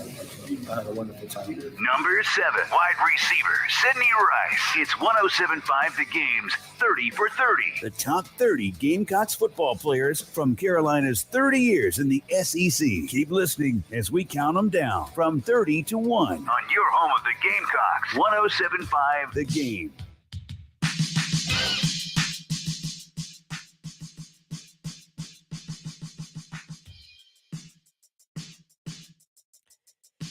Number 7 on the list, Sidney Rice, who would go on to the career at South Carolina obviously was absolutely incredible in Steve Spurrier's first 2 years.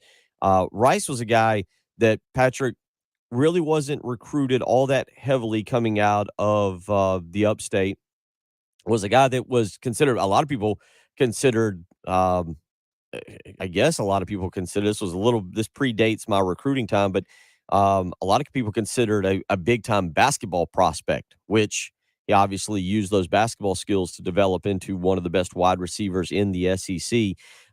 Chose South Carolina, ended up choosing South Carolina over Syracuse during his recruitment process.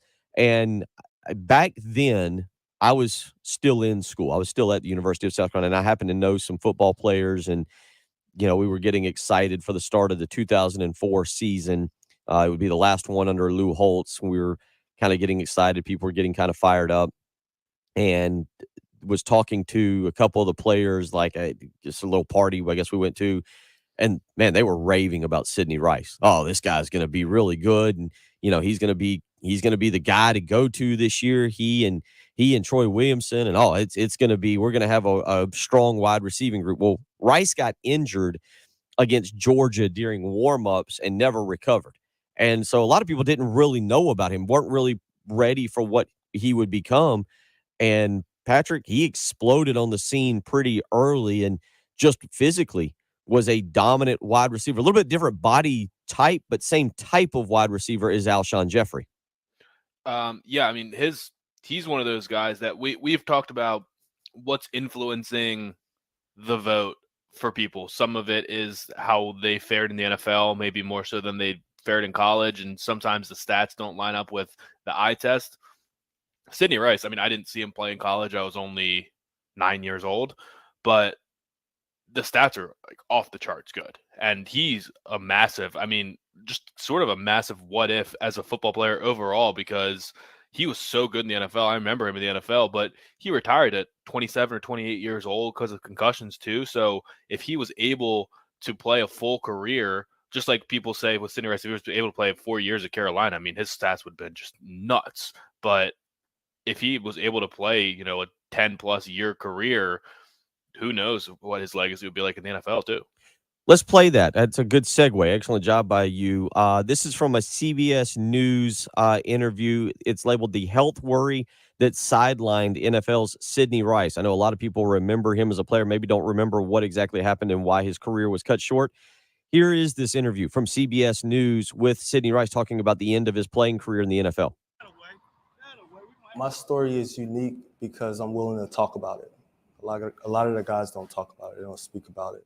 After I had a certain amount of concussions, like almost anything could happen and I would like black out for a second. So I didn't think that was healthy at all. Was there a specific moment that made you say, I need to stop the game? I need to stop playing this game? It wasn't a specific moment. It was an interview I seen on, I believe it was Tony Dorsett and Herschel Walker, and their experiences with brain trauma.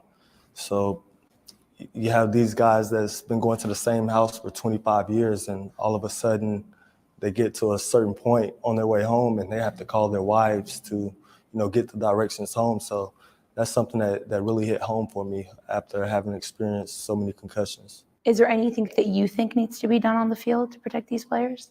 Only thing I would say is the on-field test should be a little tougher to pass.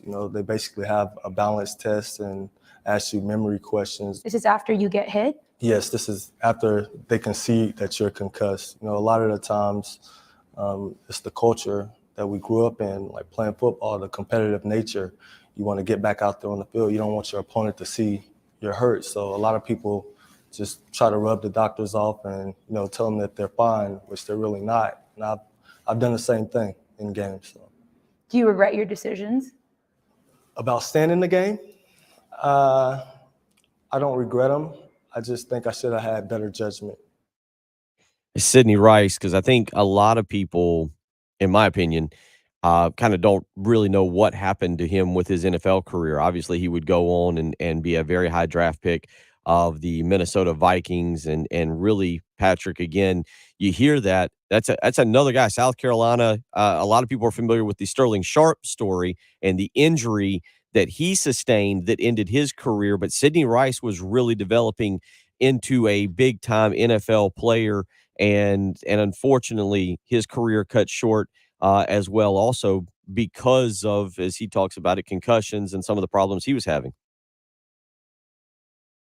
Had a hip surgery in 2010, one of the last years. He only played a couple years after that, but I'd never heard that interview before, and it was interesting to hear him talk like that. I remembered Sidney Rice as sort of like an awesome – I remembered him as a deep threat, I guess, in Seattle for a couple years and was really good with the Vikings, but I'd never really heard him talk or really didn't know anything about his personality, so it was actually interesting to hear that. It's pretty open and honest interview from him.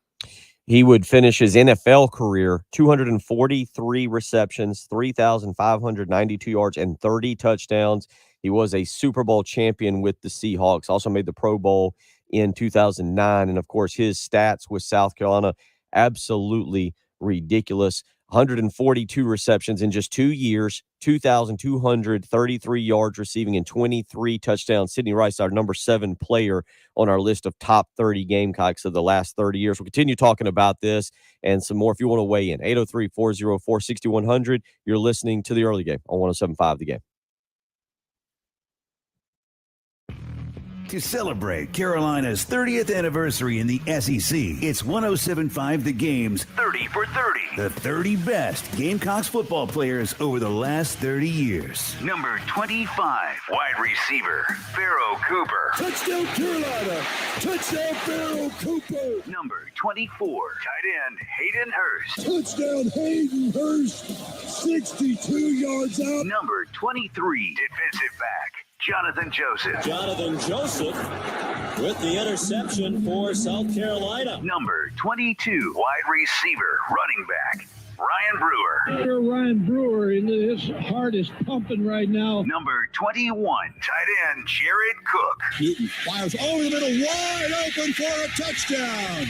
Jared Cook, the tight end. It's 107.5 The Game's 30 for 30. The 30 best Gamecocks football players over the last 30 years. Keep listening as we count them down from 30 to 1. On your home of the Gamecocks, 107.5 The Game.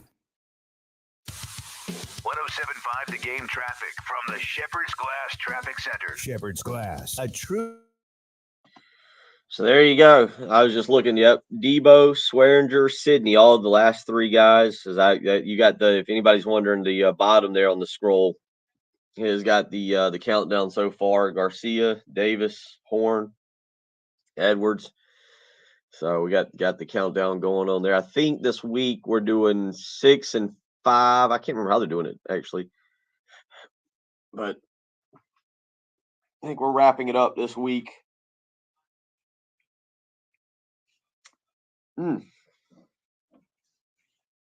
6, 5, and then I think they might be doubling up 4 and 3 and 2 and 1 on Thursday and Friday. So.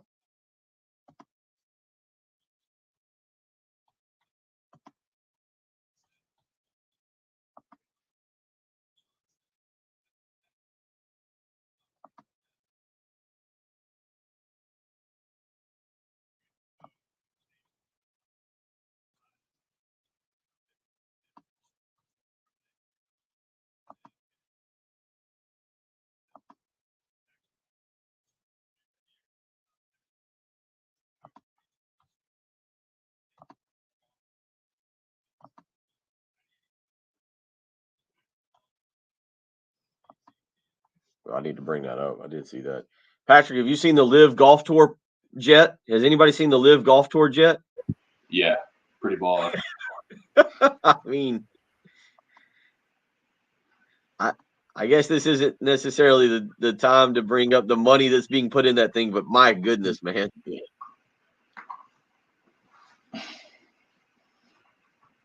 One time I'd like to travel like that. Yeah.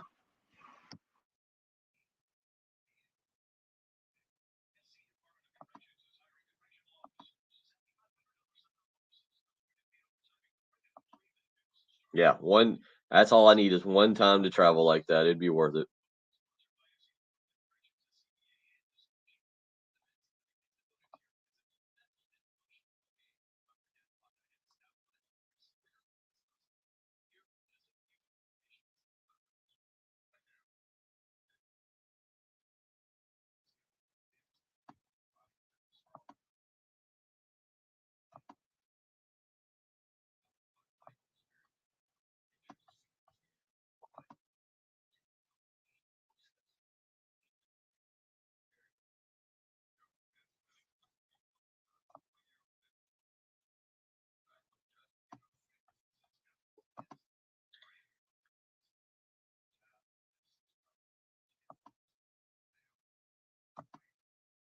Make sure to read this on Brett Favre.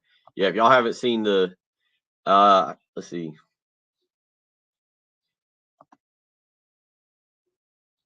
I don't know. That's a Heath Klein thing. We let Heath handle the serious interviews.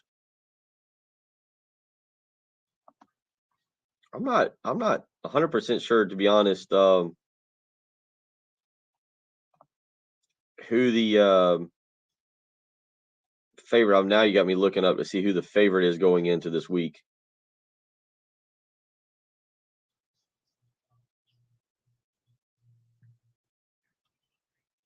Let's see. Go to Vegas Insider. It's about time to get our buddy Brian Edwards, Troy's favorite guy, on to get into season over-unders. Patrick, might see if Brian's available on Friday. I was just rewatching the. How much time do we have right now? Looks like about a minute. About a minute, yeah. Let's see.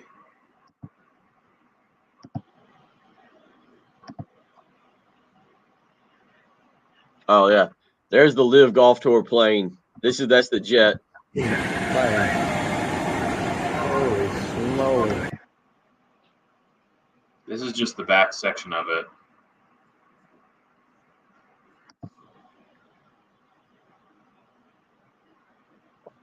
Yeah, you got Pat Perez just like loving it, singing "We Are the Champions." Yeah.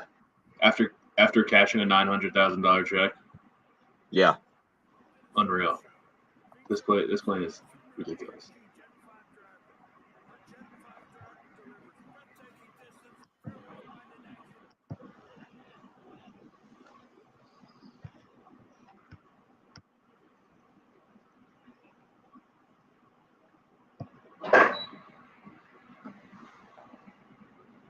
Yeah, ridiculous.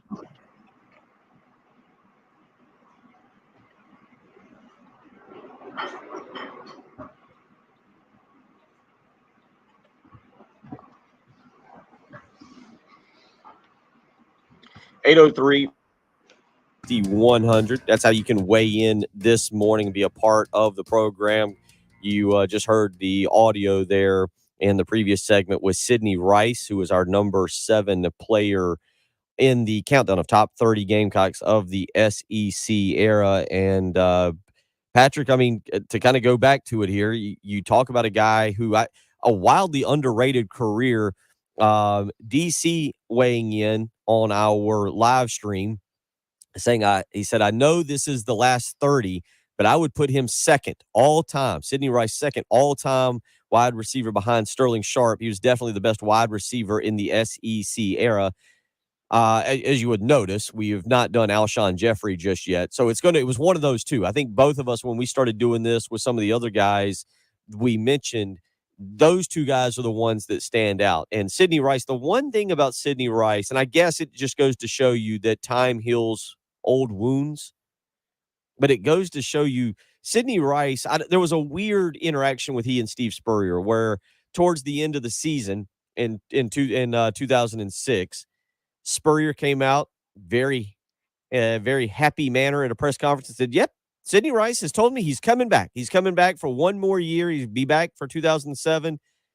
And then after the bowl game, Sidney Rice kind of disappeared and went off to start training for the NFL draft. And I think Spurrier was a little offended. And I'll be honest, and maybe somebody can remind me, 803-404-6100. I'm not sure Sidney Rice really has come back and been honored on the field. Maybe a time or two. I know he's been back at some point, but I don't think it's as much for a guy that was as good as he is. Maybe time to get him back onto the field and remind people of just how good he was.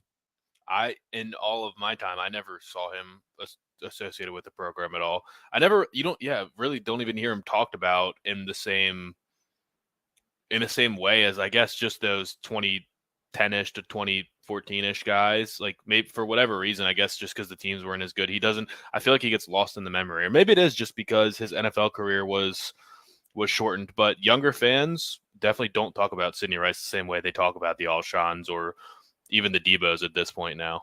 It's kind of strange. Part of it again is because it was 2005, 2006, the Spurrier era, and really getting it up and going and getting it off of the mat there. But Rice was incredible. I mean, there's a catch against Arkansas where he basically jumps up in the air and spins and catches it one-handed against the Razorbacks, and a comeback there. I think that was 2006 on an extremely cold night. I mean, he had some absolutely ridiculous catches. The guy's hands were absolutely phenomenal. And quite frankly, as we go down memory lane this morning, I knew his NFL career was good for a shortened NFL career that ended up lasting from 2007 to 2013. 243 receptions, 3,592 yards, and 30 touchdowns is a lot better than I initially thought it was. And obviously, again, you're talking about a guy I've asked before. I think you were out one day, and we talked about best just individual performances by a Gamecock in the last 30 years. One game individual performances. And Sidney Rice did have a 5-touchdown reception game against Florida Atlantic, which broke a South Carolina record and tied an SEC record for most receiving touchdowns in a game. He did have some just absolutely phenomenal moments during his college career, and I know it's Florida Atlantic, but yeah, the 5-touchdown performance, certainly one of the better all-time performances by a Gamecock, not just in the last 30 years, but in the history of South Carolina football. Yeah, and as far as his NFL career, you just list off the numbers, but he missed a lot of games too because that hip surgery basically cost him a whole year. He had seasons where he played 8, 6, 9, 13, and 13. So 5 of his 7 seasons he played 13 games or less, and 3 of his seasons he played single-digit games. So the numbers could have been even better. Like on a per-game basis, he was prolific his entire career. So it is really unfortunate that injuries got him to that point. And now it just got me reminiscent. So I just threw on YouTube TV and I'm watching the every Sidney Rice NFL touchdown right now. There you go. So we got that. If you want to weigh in, 803-404-6100, how you can join us. Again, anonymous texter who's waiting a couple times this morning said not a big Brett Favre fan, but pretty cool that Favre threw touchdown passes to both Sidney Rice and Sterling Sharp. Day weighing in, it says he's been back. Yeah, I thought he's been back. He said I saw him on the field in the pregame against Georgia in 2018. Not sure if any other times, though. And Harry pointing out that Sidney Rice may have offended South Carolina fans when naming his hometown high school, Gaffney, rather than South Carolina during a Monday Night Football introduction. But people got to let that one go. That's just kind of some of those guys do that to give props elsewhere. We'll continue talking about this. Wrap up hour number 2. You're listening to the early game on 107.5 The Game.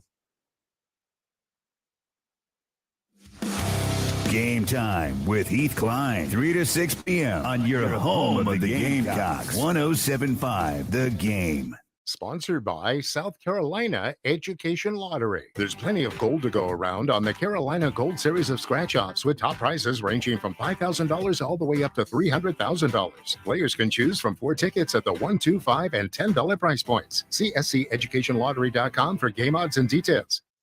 To make some of those catches that Sidney Rice used to make, you need to be in the best shape of your life. You need to not be having problems with joint pain in your elbows, in your wrists, in your ankles. You need to be feeling great and ready to get out on the football field. And I've got just the company that's ready to help you if you've been experiencing joint pain. It's QC Kinetics. You've heard me talk about them a good bit, and for good reason. QC Kinetics is at the absolute forefront of regenerative medicine. They're helping people get back to living the life they want without steroid shots, without surgery, most importantly, without downtime. They get you back up and running with their highly experienced team of medical professionals. So call today for a free consultation, 803-281-6860. Again, that's 803-281-6860. Get the quality treatment that you need with QC Kinetics. It's lasting relief using your body's own healing power. Again, you don't need the steroid shots, the pain medications, and definitely you don't need the surgery. Call QC Kinetics today for that free consultation, 803-281-6860. Come on, you want to get in the backyard and start making catches and impress your children with how good your football skills are? Don't let joint pain slow you down. Call QC Kinetics today, 803-281-6860. That's QC Kinetics. 107.5 The Game traffic from the Shepherd's Glass Traffic Center. Shepherd's Glass, a true reflection of quality. shepherdsglass.com. Been a pretty good start to your Monday morning. No accidents, no big slowdowns, so that's all good news. And we're not even looking for really any rain in the forecast, so better yet. Mostly cloudy today, 84 for the high, 91 tomorrow with clouds. Some afternoon or evening storms are possible to be creeping back in by Wednesday.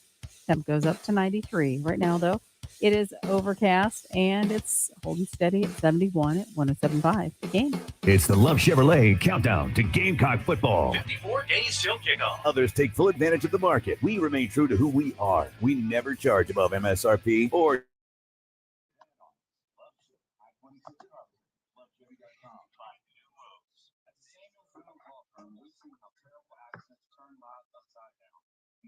Call me when your family is faced with any serious injury or death. And I'm Stephen Simmons. When you hurt work, I go to work. Can you need medical treatment or workers' compensation need them? We have the experience and passion you need when you need it most. Samuel Reynolds, True Injuries, True Lawyers, 779-4000. Camden Military Academy. It's probably not what you think. At Camden Military Academy, cadets achieve their untapped potential in academics and life. Hear now one cadet's message to his mother. I'm very glad that you sent me here. I've learned a lot from this place. I know you work very hard to send me here. I think of you every day. Honestly, I'm just very glad that you sent me. Thank you. To learn more, visit CamdenMilitary.com. You do not want to miss this Zerust Carpet and Air Duct Cleaning huge summer sale is going on now. 15% off all cleaning services, carpet, rugs, upholstery, tile, and even air ducts, all 15% off. Use promo code summer sale at ZerustClothing.com. Zerust, the right way to clean. Life matters. Ever feel like it takes all you can do just to put bread on the table? According to some sources, the average American family spends about 25% of its income on groceries. Bill Bryson, in his book At Home, observed that Britons of the 18th century spent up to 80% of their income on food, and 80% of that was spent on bread in particular. It was such a staple of life that the bakers could be fined up to 10 British pounds per loaf sold if the bread didn't measure up in size and purity. To make sure no one was cheated, the bakers would throw in a little extra, known as the baker's dozen. As important as bread is, I'm glad Jesus reminded us. Oh, all right.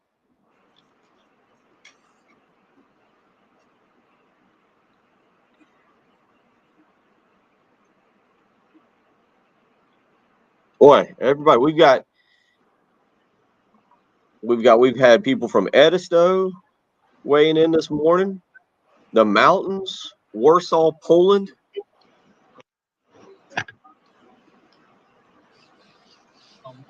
Right. I've watched Sidney Rice catch touchdowns from Tavares Jackson and Gus Frerotte so far.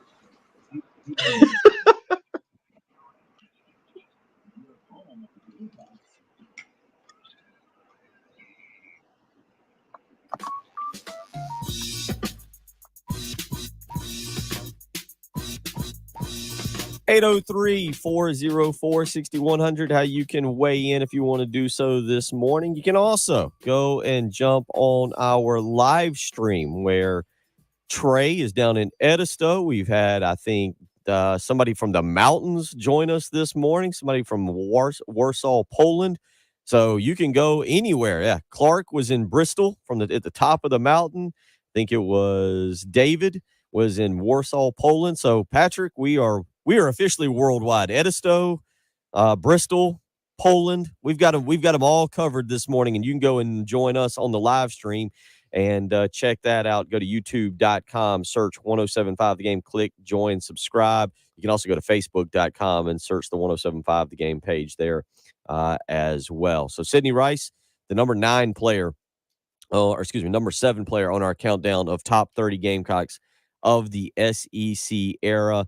And we'll continue talking about him in our number 2. A few other things from the weekend, Patrick. Xander Schauffele wins the Scottish Open, but maybe just as impressive as his victory is a video that we've put up on the live stream.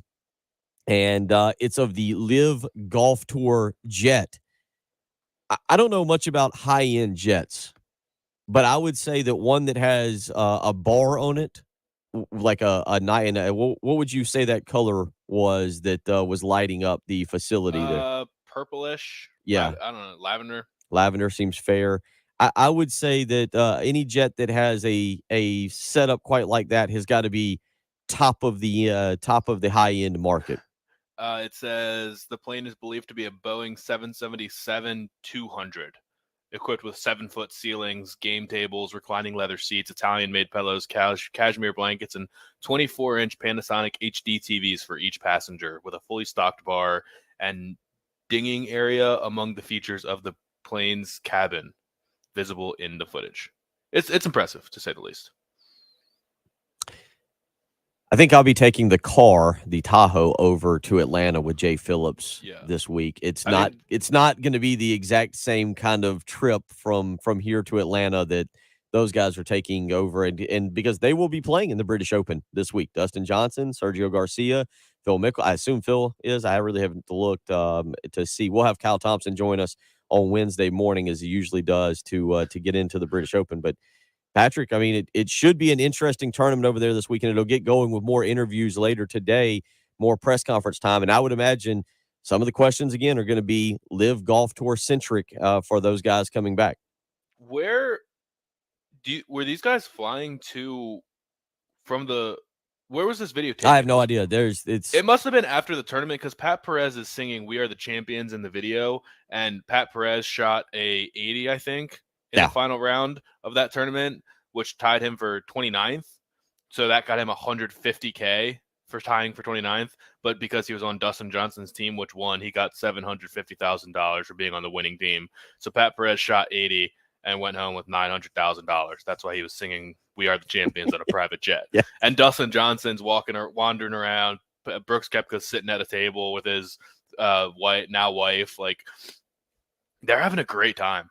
I really do wonder what the PGA Tour guys that are grinding through the Scottish Open are watching that video. Like, what's going on, man? What is this? It is Rory McIlroy coming out last week and saying that for the good of the game, if everybody is dedicated to improving the game, that those two sides, Live Golf Tour and PGA and all the tours, they need to talk. They need to get together and talk. There was an interesting thing here. The Royal and Ancient Golf Club did not invite and basically told Greg Norman to stay away this coming week. There's going to be more fallout from the Live Golf Tour and the PGA and the Royal and Ancient and all that stuff, all those different entities.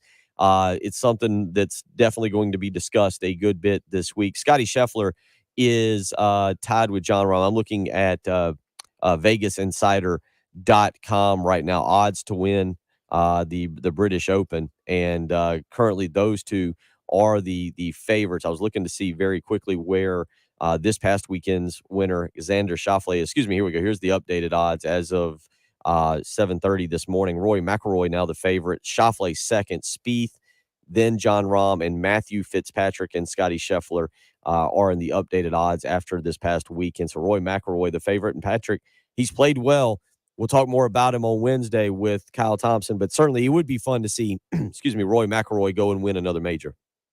Yeah, and in the UK it'll be fun, but is Scottish Open success generally correlated to British Open success? I don't know if that's the case, but I guess it's probably the most similar style of course they play. It's similar. I don't think it necessarily translates all that much, just because every course is different, and the pressure of a Open is entirely different than the pressure of a Scottish Open. But certainly the way things will play. Look, if you're playing well, you're playing well. I'm just looking. Dustin Johnson, by the way, is plus 3,400 in this group. Brooks Koepka is plus 4,200. If you're looking for what I believe is the top two highest odds to win from the Live Tour guys, I don't think I see anybody else as I scroll through very quickly, just in terms of guys who are in the very top there. But certainly it helps. A lot of it's getting over there and getting the body on that time clock and adjusting, probably to just some of the food. Yeah, I would imagine you can only eat McDonald's so many times there across the pond. A lot of the guys that are playing are from there, so take their own chefs as well. And the Live Golf Tour is probably taking care of those guys with whatever they want for food. We'll continue talking about that. We'll get back into some Wimbledon. It was a wild day. Nick Kyrgios yesterday yelled at everybody that moved in the stadium there at center court. We'll get back into that. Biggest and baddest individual sports villains. 803-404-6100. Who you got biggest and baddest? Because Nick Kyrgios is moving his way up the list and doing it quickly. We'll get back into some college football realignment talk and Sidney Rice discussion as well. You're listening to Patrick Perrette, to Jen Jensen, Bill Gunner. It's the early game on 107.5 The Game.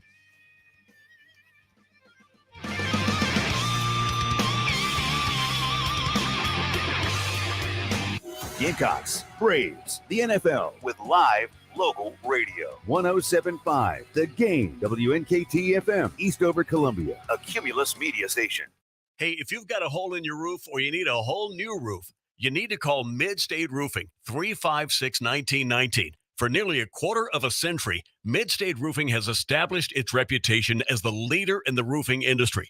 Whether it's above your head or at your feet, perhaps a leaky foundation, 356-1919 is the number to call for all your roofing and waterproofing needs. The quality and craftsmanship of a Mid-State roofing system are tops in the industry, especially commercial and industrial roofing systems. If you own or you're in charge of a large building, warehouse, or industrial facility, then you're in charge of that roof. And at some point, a roof is going to need some attention. So the number to call for advice, service, results, and a commitment to customer satisfaction is 356-1919. See all that Mid-State has to offer when you click on midstateroofing.com. Tell them, Mid-State twins. If you have a leak, let Mid-State Roofing take a peek. 356-1919, midstateroofing.com. Hi, my name is John, and I'm self-employed, and we got sidetracked on our taxes at the 2008 recession, and it became a monster that we couldn't tackle ourselves. We heard about the Ecton Law Firm on the radio and contacted John. If you could classify someone as a miracle worker, I would put him at the top of the list because he took our problem and resolved it for us with our not only our unpaid taxes, but our unfiled tax returns from previous years. And I would highly recommend the Ecton Law Firm. It's great to know we have changed people's lives for the better. Hi, this is local attorney John Ecton with the Ecton Law Firm. For over a decade, our office has been dedicated to helping hardworking individuals and businesses solve tax problems for good. So if you have years of unfiled tax returns or are facing IRS wage levies, bank levies, or tax liens, call our office today at 771-9800 or go to EctonLawFirm.com. That's ECTON.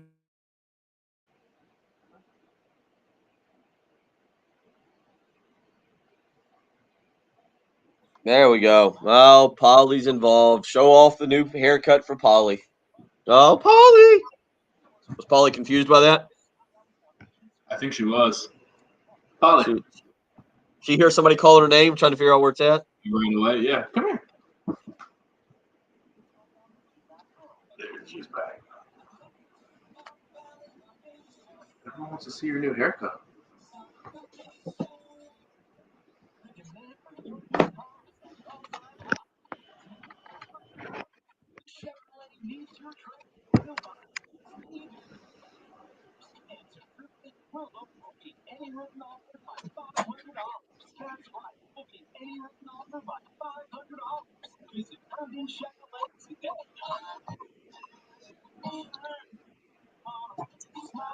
Oh. Let me see if I can pull up that stuff there. Let's see. I saw the list.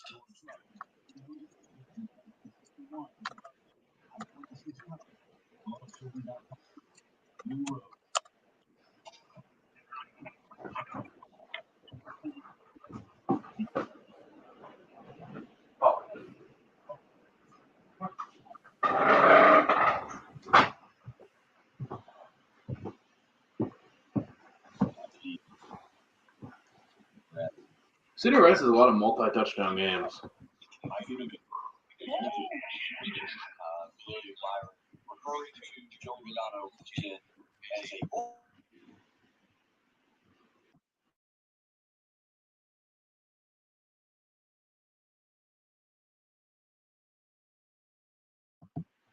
Unmute.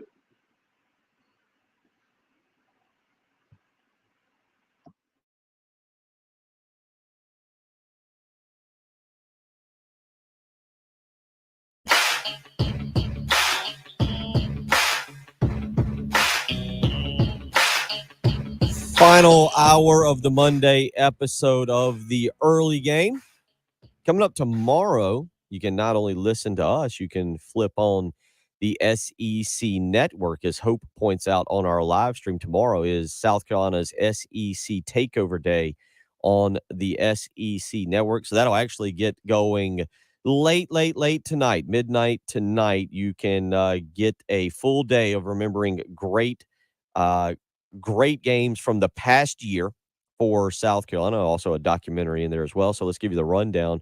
Starting at midnight tonight, Patrick, if you want to stay up all night, it is the South Carolina beatdown of the Florida Gators, 40-17. That'll get going. You can rewatch that tonight, midnight, on the SEC network.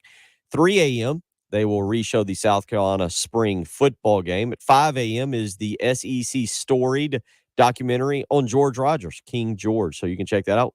When we get the program going bright and early tomorrow morning, it will be the Mississippi-South Carolina baseball game. It doesn't tell me which. I don't know which one it is from that weekend, though, which one of those two victories it was. It just says Mississippi versus South Carolina baseball. It doesn't tell me which particular game. 9 a.m. It's the last thing I want to watch during this show. 9 a.m. Kentucky versus South Carolina in volleyball. Number 5, Kentucky. South Carolina upsetting number 5, Kentucky in volleyball. That'll be at 9 a.m. Tomorrow at 11 a.m., you get to see Shelly Smith's soccer program. Auburn is who South Carolina knocked off in that one. So you're going to watch a little bit of women's soccer at 11 a.m. 1 p.m. tomorrow is number 1 South Carolina. That would be women's basketball versus number 2 Stanford. So you've got that going there at 1 o'clock. This is, again, the SEC South Carolina Takeover Day on the SEC Network. 3 p.m. tomorrow. I think this is the James Reese buzzer beater from half court, South Carolina versus Mississippi. Get a little basketball in there, 3 p.m. A lot of good highlights against Mississippi this past season. 5 p.m. tomorrow, more softball, South Carolina versus number 20 Auburn. That'll be your 5 o'clock game on the SEC Takeover. Your primetime 7 o'clock game, the NCAA Women's Basketball Championship game. Number 1 South Carolina versus number 2 UConn. So you'll be able to relive Dawn Staley and the women taking home the national championship. And at 9 o'clock, North Carolina versus South Carolina, the Duke's Mayo Bowl tomorrow night, Patrick, if you were ready to relive DeCarrion Joyner breaking out of his shell, throwing passes all over the field, Zeb Nolan throwing slants, Kevin Harris running wild over North Carolina, a magical day in the Queen City back in December.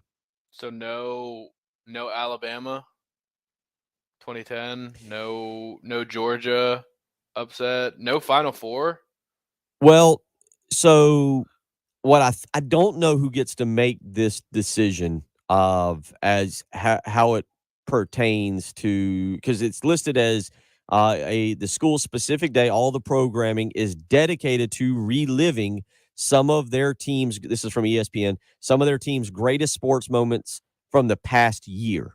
Oh, yes. So I'm always from the past year. Yikes! That's why we're getting a baseball game, a midseason baseball game against Ole Miss.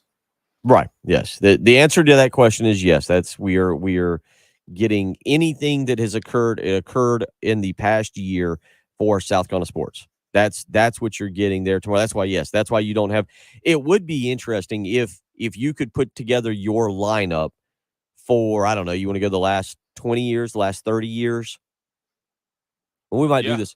We might do this tomorrow. This might be a homework assignment. Now you would be a little. It would be a history lesson for Patrick Perrette. But if I told you to come up with, let's say there's what do we say? You want to watch the full games? So if I gave you the 8 best games, 3 hours a game. Football games are 3-hour blocks. Basketball games are 2-hour blocks. No. Just baseball I know what games are 3-hour blocks. I agree with what you're saying here, but I feel like we have to come up with the 8 best games, regardless of sport, for the last 30 years in the SEC. I feel like you're taking the 4 championship games, the 2 baseball championships, and the two women's basketball. I don't know. Maybe this could be the discussion for tomorrow. Then what football games are you then you're probably taking Elite 8. Patrick, I'm going to disagree with you there. The Elite 8 was great over Florida, but I feel like 803-404-6100. We could do this for the next hour if we want. Just carry on in. It's not like we got a ton to talk about tomorrow either. I feel like we could. I feel like South Carolina fans would take the Duke victory, and I feel like the second best basketball victory in the SEC era is going to Rump Arena. You weren't around for this, but man, it was something that day when South Carolina went up to Rump Arena in 96, I think, and knocked off Ron Mercer and the Kentucky Wildcats on senior day at Rump. It was I mean, as great as that win over Florida was in MSG and sending South Carolina to the Final Four, and it was cool and it was neat. I got to admit, What are you doing? I'm telling you. No, I'm telling you. No, you're making a hot take. As great as it was to go to the Final Four, No, you're no, brushing it off like it wasn't the most absurd thing to ever happen in the history of South Carolina basketball. It was, but that game, if you're just doing one game, if you're wanting to rewatch a game, If you're wanting to rewatch a game, I'm telling you, 3 Patrick, hours, you're gonna want to watch them cut down the nets.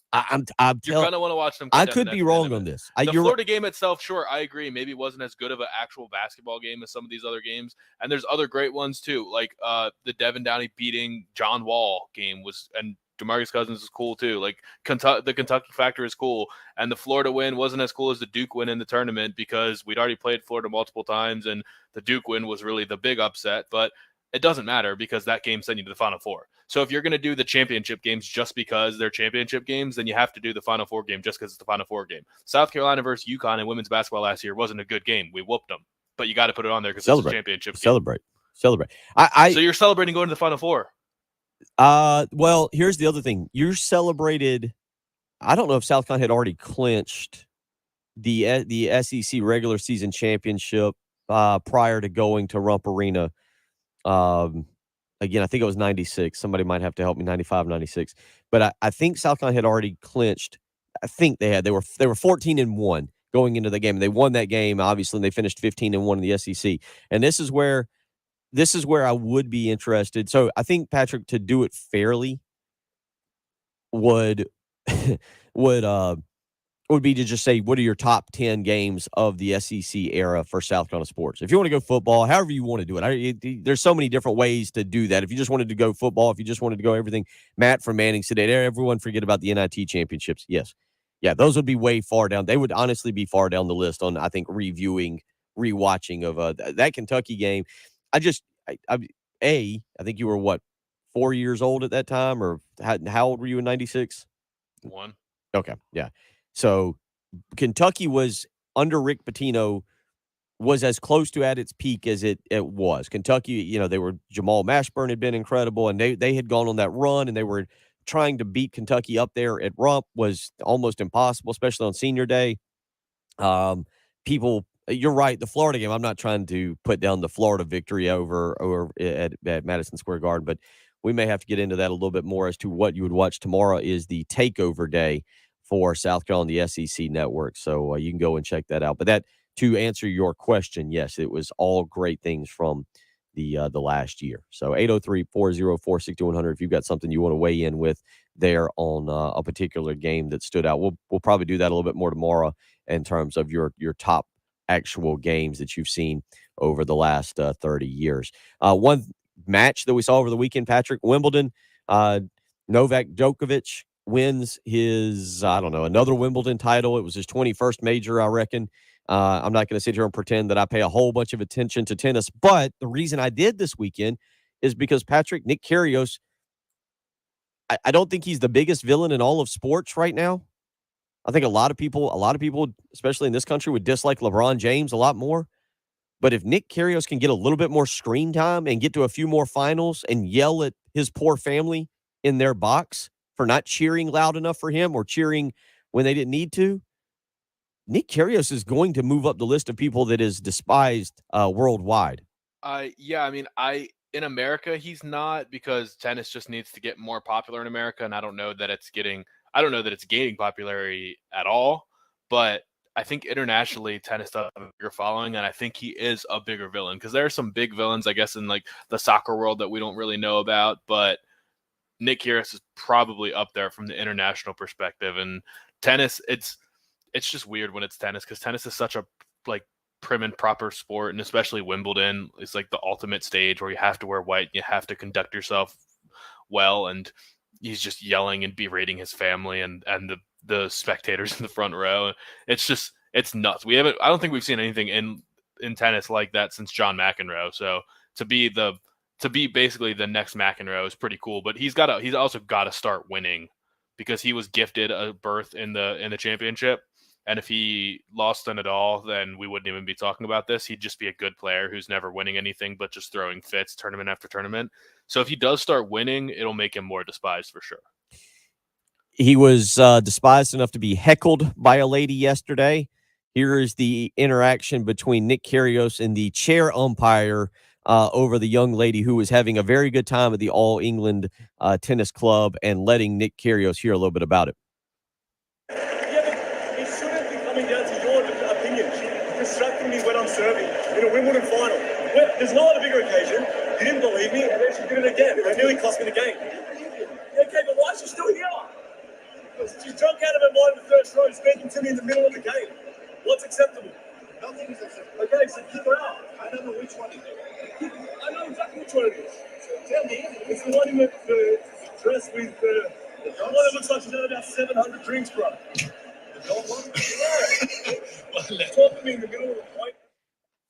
Can you just imagine Tom Brady going to the official?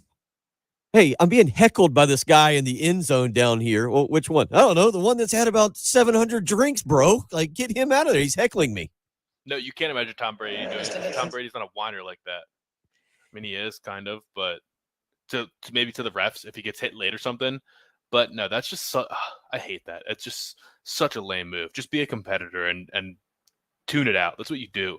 It's Wimbledon final, dude. Is it well because it's tennis, because that's how things are. Like you're supposed to be quiet. I was learning a good bit yesterday on tennis. Yesterday was an interesting thing. And like Craig says on our live stream, Craig goes, I liked him telling his family to sit down. Yeah, stop cheering for me. Sit down. Well, but then he was yelling at him for not cheering enough. Like often he was yelling when they weren't cheering enough. It really was an interesting television viewing experience. And again, I'm not even going to pretend that now I'm hooked on tennis and that I'm going to be watching the U.S. Open in a few weeks. But I got to admit, Nick Kyrgios, if I see that he's going to be in a U.S. Open final or maybe a French, I think the Australian Open takes place at like 3 a.m. American time. So I'm not trying to pretend that like hockey or like something else we're getting heavily invested here. But Nick Kyrgios is a guy that I think, and this is where villains can be great, Patrick, can draw you to the sport for the simple fact of disliking them and wanting to watch them beat. Yeah, that's the problem though for him is like this is his first appearance in a final. So he needs to basically get better to keep this train going. He's got to beat. I mean, maybe he's getting lucky, and maybe this can be sort of the storyline that draws tennis forward once we're done with this golden generation, because there's only 3 people. Well, I guess 4. There's only 3 people in the modern era of tennis that have 20 major wins, and it's Nadal, Federer, and Djokovic. So there's a case to be made, and I'm not going to start an argument because I don't care enough, and I didn't watch them play, but there's a case to be made that they're the 3 greatest players of all time, and they all played simultaneously. So this is the greatest generation of tennis, and what's going to happen, because they're all 35 or older, what's going to happen when they're done, who's going to carry tennis forward, and maybe it is going to be like the bad boy era of tennis spearheaded by Nick Kyrgios. I don't know. I don't know if he's good enough to keep winning winning all the majors. But I don't know if this is good or bad for the sport of tennis. I kind of feel like it's good. I think it's good. I think you get a villain in there. And by the way, one of the other things that Kyrgios did yesterday that just offended everybody, I don't get it, but there is as you mentioned, an all white dress code that you were supposed to adhere to. Kyrgios put on a red Jumpman hat to accept the trophy, completely defying the dress code of Wimbledon. Just basically as soon as the match ended. So yeah, it's not good. There was that guy. But again, I'll say this: the way he acts and the way the reaction that he draws, it had me. I watched more tennis yesterday. I watched more tennis in 2 hours yesterday than I've watched in the last 30 years. We'll continue talking about that. We'll get back into a little bit of G.G. Jackson news, how it pertains to South Carolina, and we'll cover a few other things. You're listening to Patrick Perrette, Jen Jensen, and Bill Gunner. It's the early game on 107.5 The Game. The Halftime Show with Jay, Terry, and Tommy. Noon to 3. On your home of the Gamecocks. 107.5 The Game. The weekend is over. That means the big party at your house where you probably hosted a whole bunch of people who didn't even bother wiping their shoes before they came in the house it's over as well. Time to get the house clean. And that means it's time for Zero Res. You can give them a phone call today. Get that appointment booked with their patented ZR Water technology. The phone number to do that, 803-262-4020. That's how you can get in touch with Zero Res. And if you mention my name, Bill Gunner at 107.5 The Game. Again, all you got to do is remember my name, Bill Gunner, 107.5 The Game. You'll get 15% off all cleaning services. That's right. Maybe it's your carpets, maybe it's your rugs, maybe it's your upholstery, maybe it's your tile, whatever it may be. If you're needing to get that house clean, Zero Res is ready to help you get it done. You just need to remember my name, Bill Gunner at 107.5 The Game. When you give them a phone call to book that appointment, 803-262-4020. I bet you didn't know this.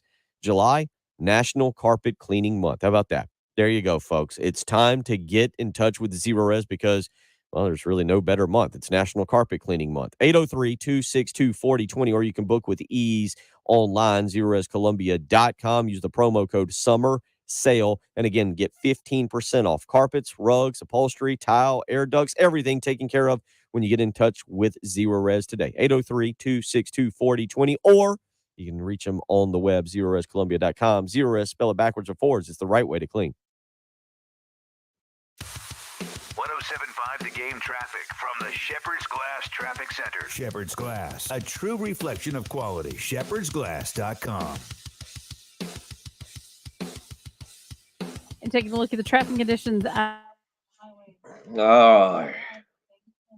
Tom Cruise. I did not see Tom Cruise in the crowd, Hope. It was also not really what I was looking for.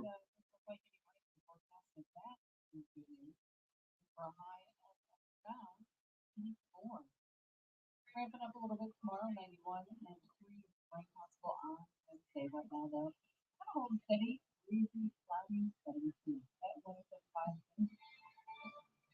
This is Homer Science with CBS Sports Minute. Brought to you by AutoZone. Get the Zone AutoZone. Yeah, Craig. I've never seen anybody like yell at their family the way Kyrgios was yelling, and I really couldn't figure it out.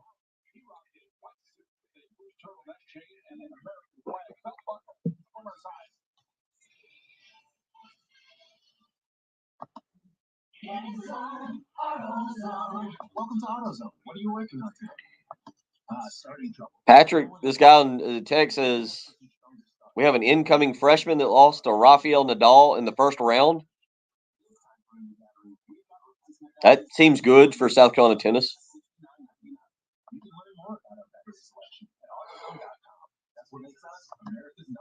Craig, I didn't watch every second of it, but I watched a lot more than I anticipated in watching. It was I wonder if it was just me or if ratings are going to come back pretty good for that.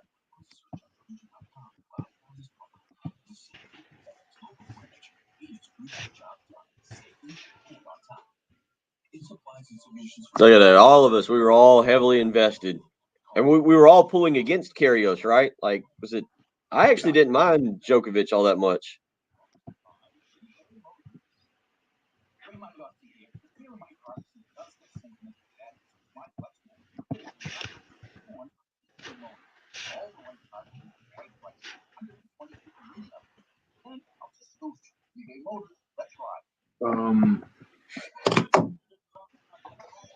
I don't know who we're talking about here. Probably will talk Gigi Jackson in this segment, but I like that audio, and we'll play that probably in the next one. I'm just going to need to get in my ear and remind me about that. I don't think this is true.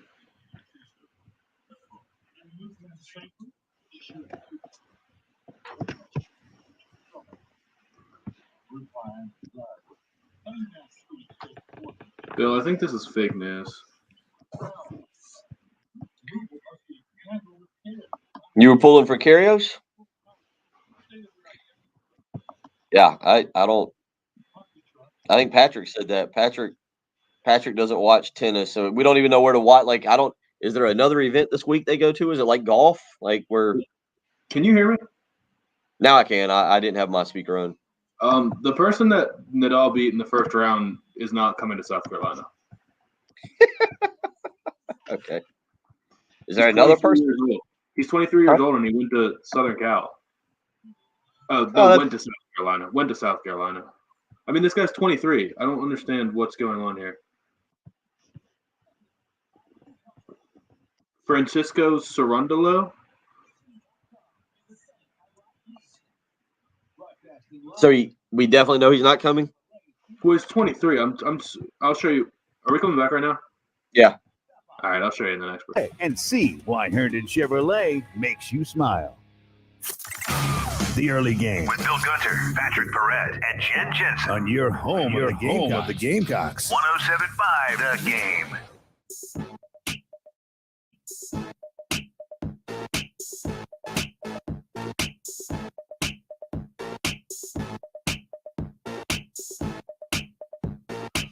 Eight zero 6100. That's how you can be a part of the program if you want to weigh in this morning. We'll continue talking about Sydney Rice, the number 7 player on our countdown of top 30 Gamecocks of the last 30 years. Maybe one of the guys we'll be talking about is a top 30 player in years to come will be GG Jackson. I'll be on the basketball side of things. A lot of speculation, a lot of rumors right now as to what his future holds. Jackson is still, as of 8:23, should check Twitter probably, Patrick, and make sure that nothing has popped here in the last 40 minutes. But as of 8:23, GG Jackson is still committed to the University of North Carolina, and at this moment is still expected to enroll there in the class of 2023, which would mean he would do high school or prep school for one more year. However, a lot of rumors, a lot of speculation, a lot of smoke coming out now that GG Jackson will not be heading to North Carolina, but instead will be heading to South Carolina. It sounds like, just from people that I've talked to over the weekend, a lot of people believe, however this gets handled, it will end up happening. Now, again, as I said earlier on, I think it'll happen. As far as a time frame, there is some just small things, just like all of us when we apply to college, we have to get accepted, that Jackson has to do to get accepted into the University of South Carolina. It shouldn't be a problem. His grades are from what I understand, are perfectly fine. This won't be an issue, but probably is wise to be accepted into the university first and then make your announcement. That's where you're going. So with all that being said, I don't know if you're waiting on information to pop out today or this week. It could very well be a lot closer to the end of July or even the beginning of August when students start to return to school and enrollment picks up. But Patrick, the question really, I think, becomes, all right, if Lamont Paris does indeed land GG Jackson, what becomes the expectation for South Carolina this year? I think it's, the question is it more important that GG Jackson plays for South Carolina next year, or sort of what that could mean for the program going forward? Like, I don't think you're hoping as a South Carolina fan, well, I guess you're hoping, but you're not expecting that he comes in as a freshman when he's already a year younger, that he comes in and turns what's not looking like a underwhelming roster and takes them to the NCAA tournament. If that's the expectation, that's probably a little bit too bold. But I think you're hoping that him coming and staying home, and maybe he becomes a number 1 pick or a top 5 pick, and you can show other local kids, whether it's a Cam Scott or whoever's coming behind him, hey, there is a path to the NBA from South Carolina. There's no reason for you to have to leave the state, to leave Columbia, to have success at the college basketball level. This is GG set the standard, and now you can come in behind and we'll grow the program, and it'll be piece by piece, but ultimately we're going to turn this thing into, one of the powers in the Southeastern Conference, because we know how much talent is in the city of Columbia, and it's just a matter of keeping it home. So maybe I think what it would represent him coming to South Carolina, whether it's because he chose to or because North Carolina didn't plan ahead of time for him to reclassify, either way, if he comes to South Carolina and has a successful season and goes to the NBA, you can still pitch that to the next generation of guys. It's something that I think I personally, this is my opinion, it's not Patrick's or anybody here at 107.5 The Game. I thought that based on the roster, or I think at this time, based on the roster that's been put together, this was going to be a very long, difficult year. And I think a lot of people honestly very likely could have checked out by January or mid-January at the latest if South Carolina was losing. I think at least with GG Jackson, you stay tuned into what's going on. You realize you have the chance to go to the arena for home games and watch a guy who's going to go play in the NBA and as you mentioned, has a chance to be a top 10 pick. And I think that will at least keep people in tune. I think you have to be realistic, though, with the roster that is currently in place. There's still a very, very long way to go. And Patrick, I don't know. There's still going to be some growing pains for Jackson, regardless of where he goes, whether it's South Carolina or North Carolina or to the G League. Even if the G League ends up being something that he and his family consider to be the best option. But I am with you. I think the big thing here is the chance to show a guy like a Cam Scott at Lexington or other players coming up that you can go to South Carolina, you can get support, you can be a hometown hero, and maybe you can do something pretty good. Honestly, even with GG Jackson on this roster, I don't think they're a 500 team, which definitely means I don't think that they are an NCAA tournament team. But I do think it helps really bolster Lamont Paris's first season.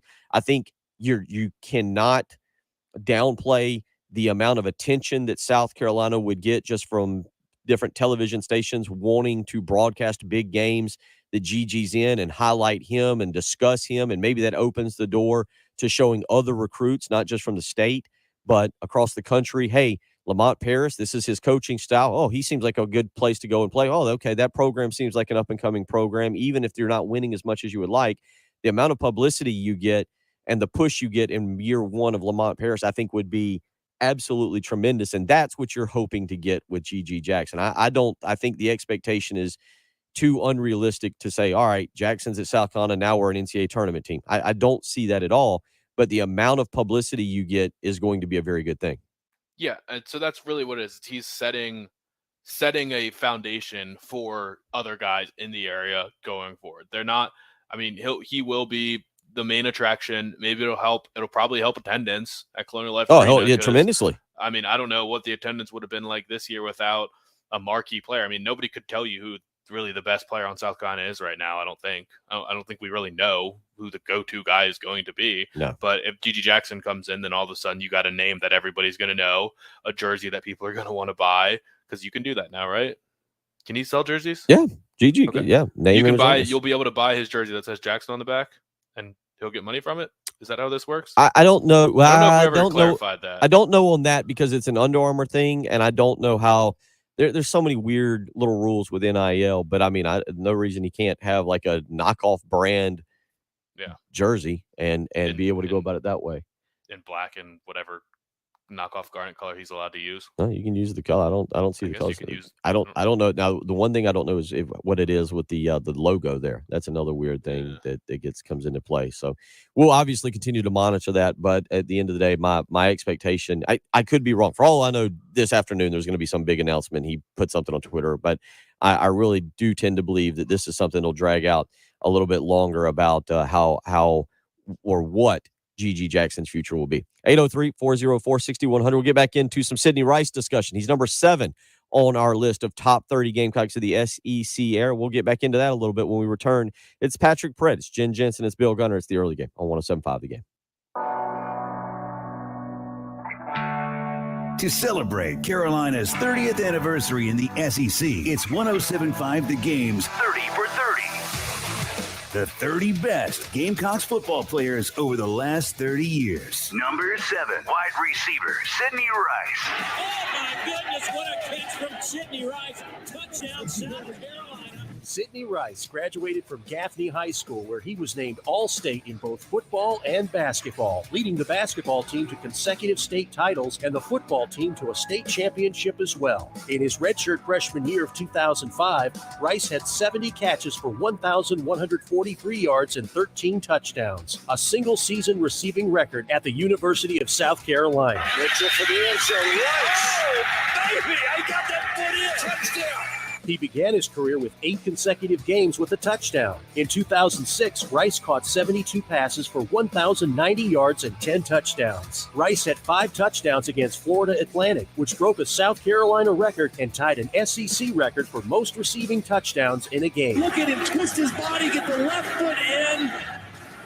That's a spectacular catch by Sidney Rice. In just 2 years, he broke Sterling Sharp's school career touchdown record with 23. Rice was picked in the second round of the 2007 NFL Draft by the Minnesota Vikings. What was your most memorable experience here at South Carolina, if or maybe one or two?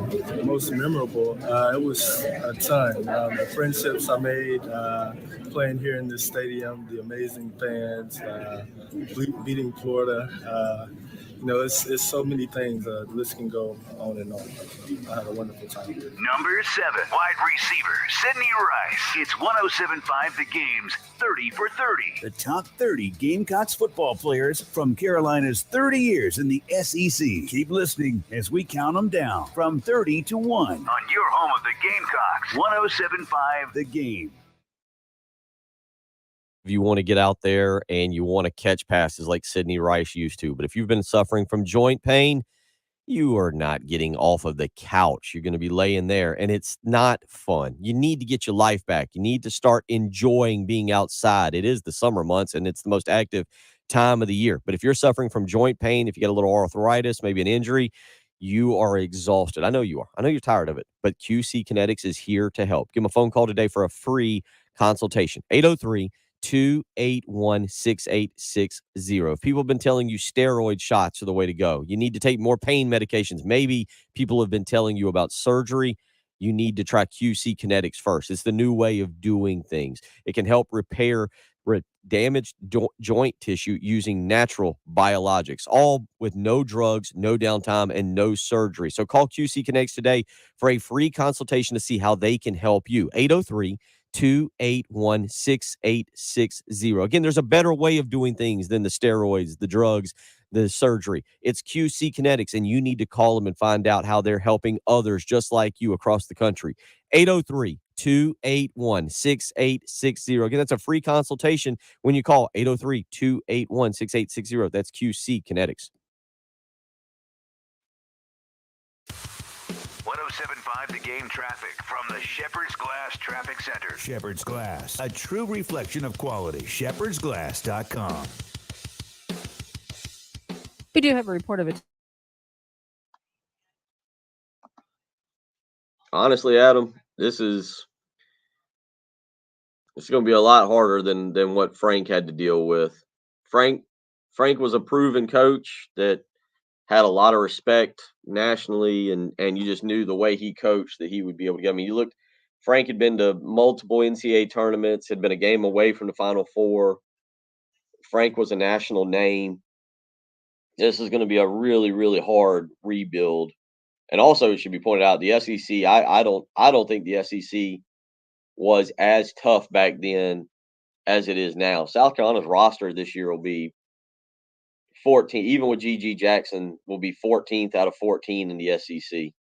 They're going to have a long way to go, but people are just going to have to be patient and give Lamont Paris 4, 5, 6 years to see if he can make one NCAA tournament and kind of go from there. I don't think people realize how hard this job is. And I really thought, if you'd have kept Frank Martin and you kept Devin Carter, maybe Cousinard comes back and you max those guys all in with G.G. Jackson. I was a big Taquan Woodley fan too, but I think it would have been an NCAA tournament team. Now, we don't know how they would have done. Maybe they'd blow some games early in the season like we've seen, but this roster this year, if they get G.G. Jackson, he'll be the only guy that's a definite starter on any other SEC team. And really only G.G. Jackson and Josh Gray are guys who would even be in the rotation on any other SEC team. So it's going to be a big rebuild, just really hard. So we'll see. That's why my expectations, I'd still have them winning 12 games roughly in that ballpark for this coming year.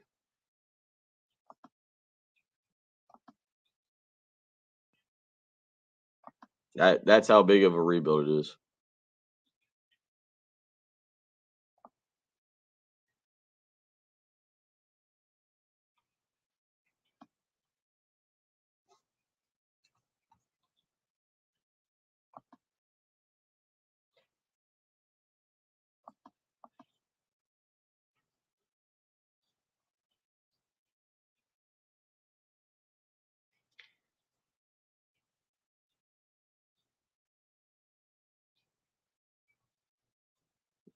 Now I do feel like I'm having to scroll.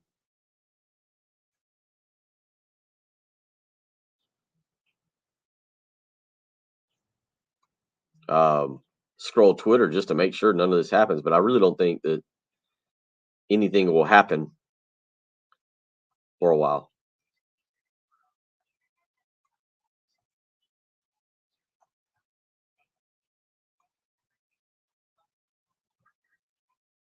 Oh, Zach Bailey put out. Who is Zach Bailey with? Oh, the Chargers.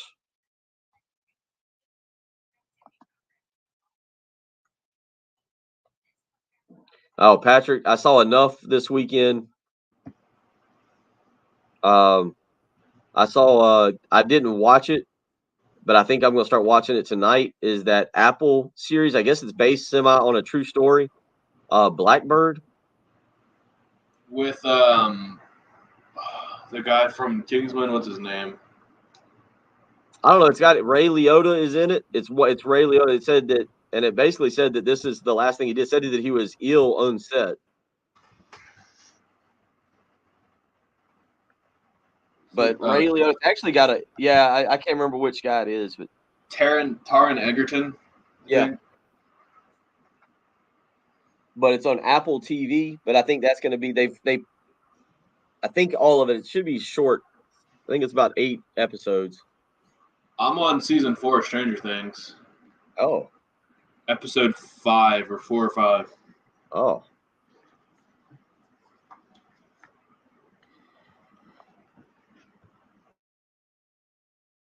The 100. That's how you can be a part of the program if you choose to do so. If you want to weigh in this morning, again, you can always go and join us on our live stream, talking a little basketball there, talking about maybe the expectations for 2022, 2023 as it pertains to South Carolina if they did land G.G. Jackson. So anything you've missed, you can always go to our live stream, go to youtube.com, search 1075 The Game.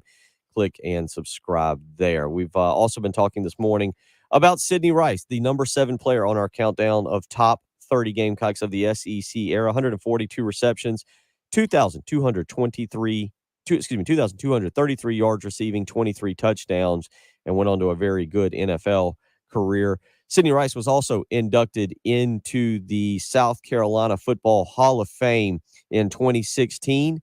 Here's what he had to say during his Hall of Fame introduction. Oh man, it's awesome. It's one of the most amazing moments of my life, and I've had some pretty memorable moments. So I'm just grateful to be here today and being out here. How did your time here at South Carolina shape you into the man you are today? Oh, it's been awesome. I was able to come across a ton of people who imprinted my life and impacted me in a positive way, which in turn allowed me to move on and impact other people throughout the world. So I'm very gracious. Do you look back on your career, both college and pro, with a certain degree of satisfaction, I would think? For sure. I had a wonderful time. Everything that I did here in college, most amazing experiences I've had. Like I said, some of the most amazing experiences I've had right here. And then on to the NFL, which was my dream as a little kid. But as I said before, that's propelled me to greater things that I've been able to do in my life now. And I look forward to continuing to do those things. Now, somebody told me you were in private business now. What are you doing? Private what? Private business. I mean, what are you doing right now? Well, I own a few restaurants out in the Seattle area, a couple of coffee shops, as well as some technology things. Is there more pressure being a businessman when it's your name on the check and your name on the restaurant as opposed to when you were playing when you were playing for somebody else?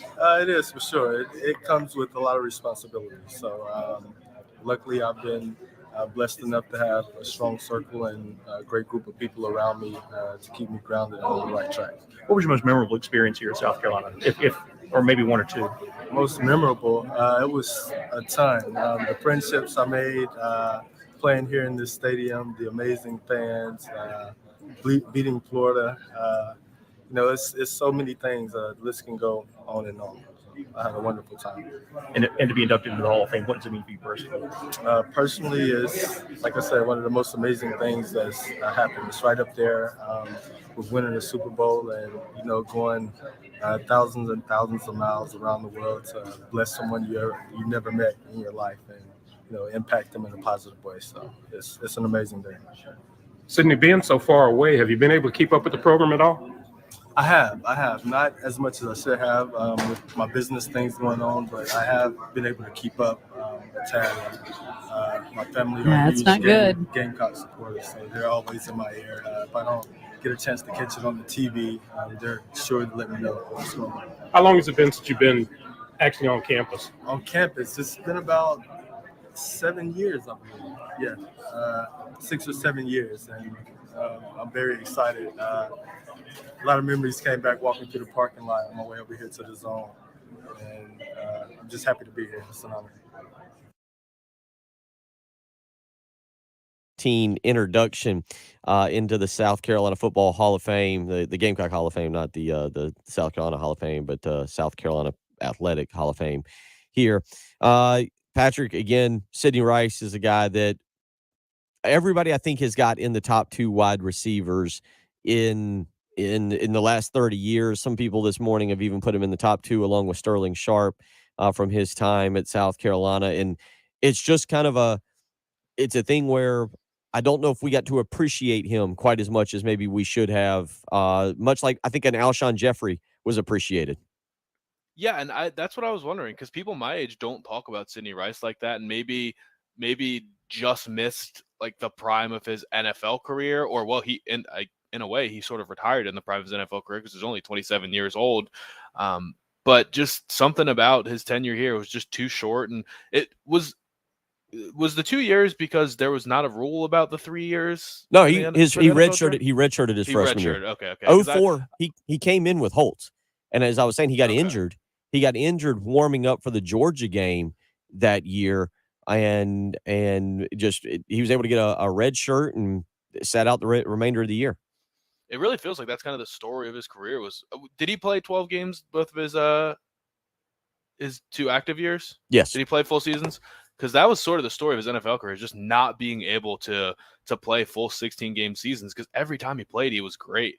And kind of interesting, I guess he is very active in Seattle. I was just checking out his social media pages because I'd never really followed up on him, and looks like he is living in Seattle, or at least very active in that community. It's interesting that he played basically half his career in Seattle, half his career in Minnesota, but has latched onto the Seattle area and is still keeping up, is good friends with Marshawn Lynch, who's posting about being at the Seattle Kraken game because Marshawn Lynch is now a minority owner of that team, still hangs out with Cliff Averill and Cam Chancellor and some of those Seahawks guys. I guess just because he won a Super Bowl there, he feels a different type of attachment, but kind of interesting. Stuck around the Pacific Northwest, coming from Gaffney. 803-404-6100. If you got a Sidney Rice memory and you want to weigh in this morning, feel free to do so. We come back, we'll wrap up the Monday morning edition of the early game on 107.5 The Game. Here's what's coming up on the next Extra Point. Hey guys, Pearson Fowler here from the Extra Point, and coming up on the Monday edition of the Extra Point, if the Twitterati is to be believed, we may be talking about Gigi Jackson decommitting from North Carolina and going to play his next year of basketball somewhere, possibly South Carolina. I'm sure we'll have more conference realignment news over the weekend, and just a week away now from the start of SEC Media Days. So start to dig into it. Football season right around the corner. All that coming up on the Extra Point. The Extra Point with Pearson, Preston, and Gamecock Central. 9 a.m. to noon on your home of the Gamecocks. 107.5 The Game. Want to hear something quite glorious, especially for Columbia, South Carolina in the month of July?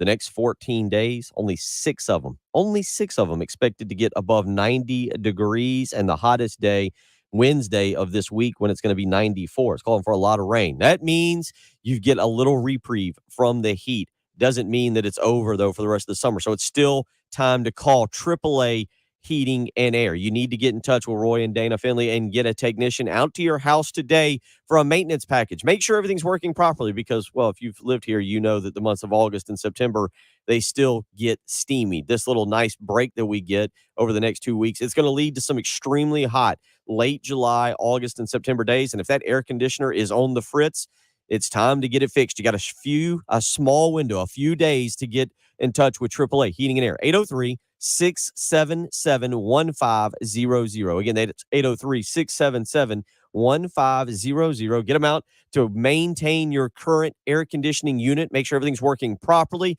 Maybe you're in the ballpark for a new heating and air unit. Well, guess what? AAA Heating and Air guarantees financing. Doesn't matter what situation you've got with your credit.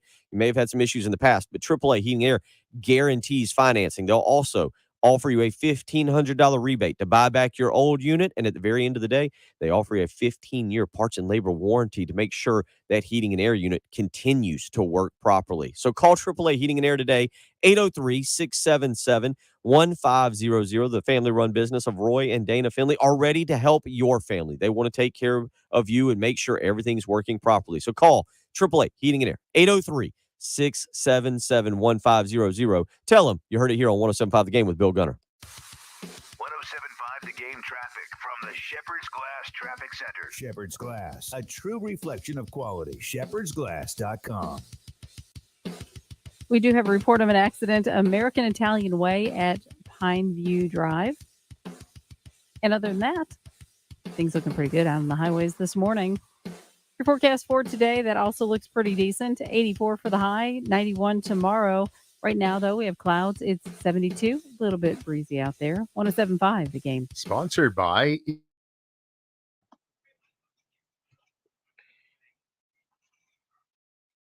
All right. Another morning down, one day closer to football season. How many days are we at now? Oh, are we at 50? 7? No, 7? Or no, we're 40. I feel like I did it with 7 weeks from this past Saturday. Is that right? Or is it No, we're 7 not weeks? near 40. Huh? Is it 7? Is it 7 more Saturdays? So were we at 56 on Saturday? Are we now at 54? 50. Is that right? 55 days. Okay, 55.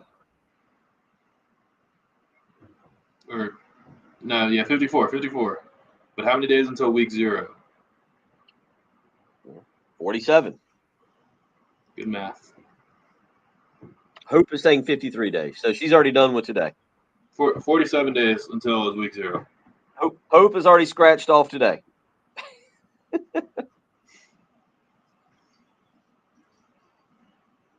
It's all in how you want to view it, Hope. If you want to go ahead and just say the day's over at 8:49, you're more than entitled to do that.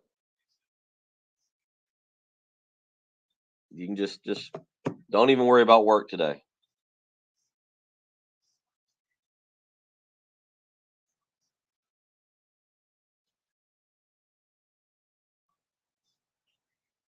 Yeah, just go ahead. End Monday, just call the boss.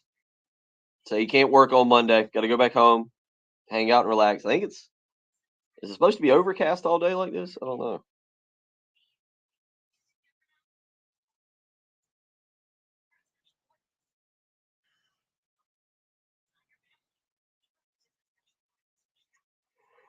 Oh man.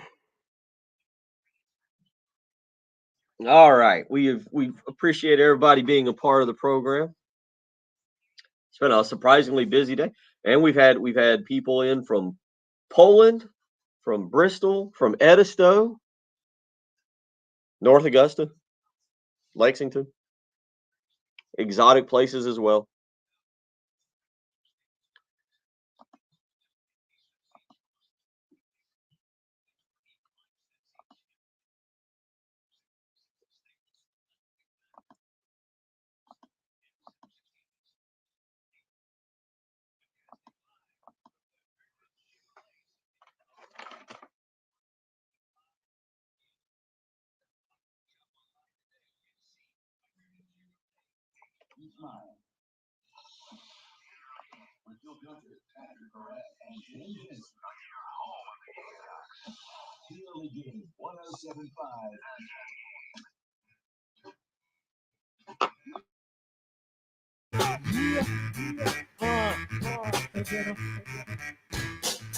Eight 803-404-6100 if you want to jump into the final 5 minutes of the program this morning. Again, big thanks to everybody who's joined us on our live stream where we were counting down the days there during the break till the start of college football season. Depends on if you want to if you're ready to be done with today. If you're ready to be done with today, it's 53 days. If you want to count today, it's 54 until Labor Day weekend, which will have the opening true weekend of college football. It'll have the Cookout Southern 500 in Darlington, have Clemson and Georgia Tech on Labor Day night, Florida State and LSU on that Sunday night as well. So 54 days away from that, or as Patrick and I just pointed out, 47 days away from week 0, Patrick, when we'll get a little college football going. And as we head into the week, we'll have the British Open this week. We'll get into that. Tony Annan also is back in town. I received a text message from him, so I'm sure Tony will be back in. So he actually texted me while we were on air.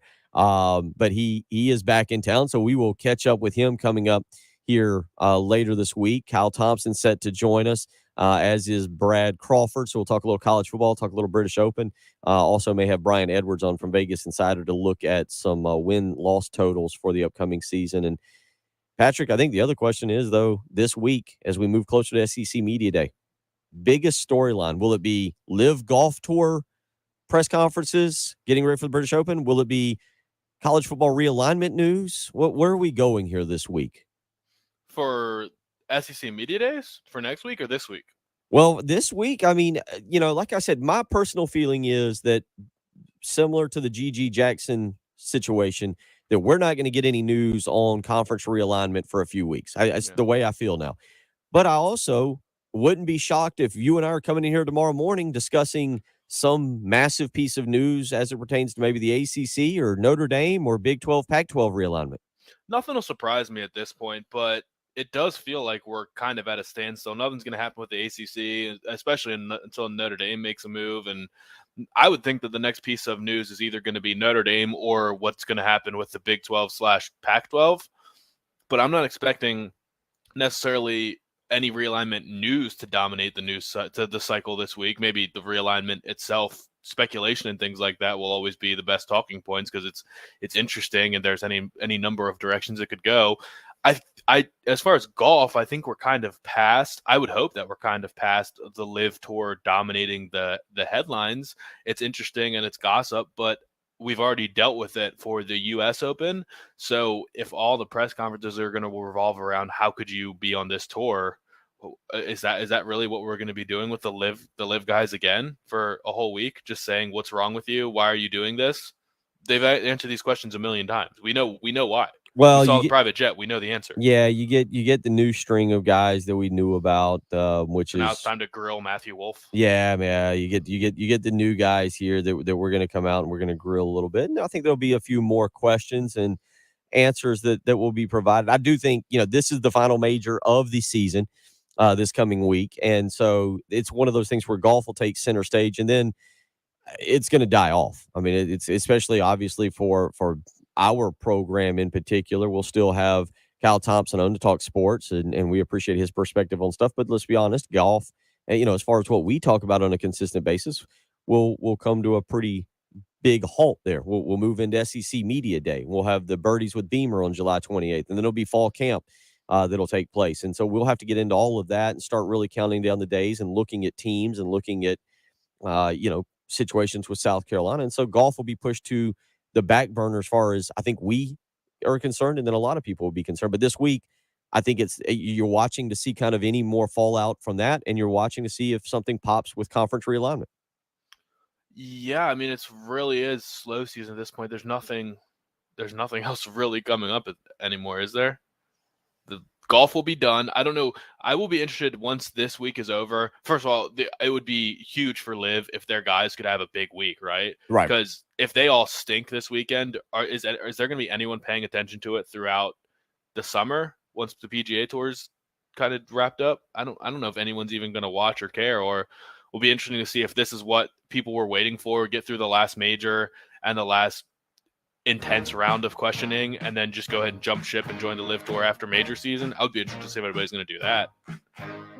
It'll be, yeah, you're right. You're exactly right about if one of their guys has a good week, it'll at least give them something to try and crow about moving forward. But we'll continue to monitor that. Again, Kyle Thompson on Wednesday, Tony Annan on Wednesday. We'll have Kerry Tharp on Thursday. We really have to have him look into this Reggie Anderson winning races situation. Just Oh, give it a rest. something's not right. Jeez. Does not pass the smell test. Reggie Anderson something's wrong there. Mm-hmm. Something very wrong. He made good picks. Kerry Tharp. We'll have Brad Crawford talk a little college football. We've got plenty we'll get into this week. And Patrick, new job as a dog groomer is what we saw. You're now a dog groomer? No, but I know that Polly looks good. Polly looks good. Yep. We'll wrap the She's program napping with right that. behind me. We'll see you tomorrow. 21-hour break. Have a great rest of the day. The home of the Gamecocks. 107.5 The Game. WNKT. She's nesting right there.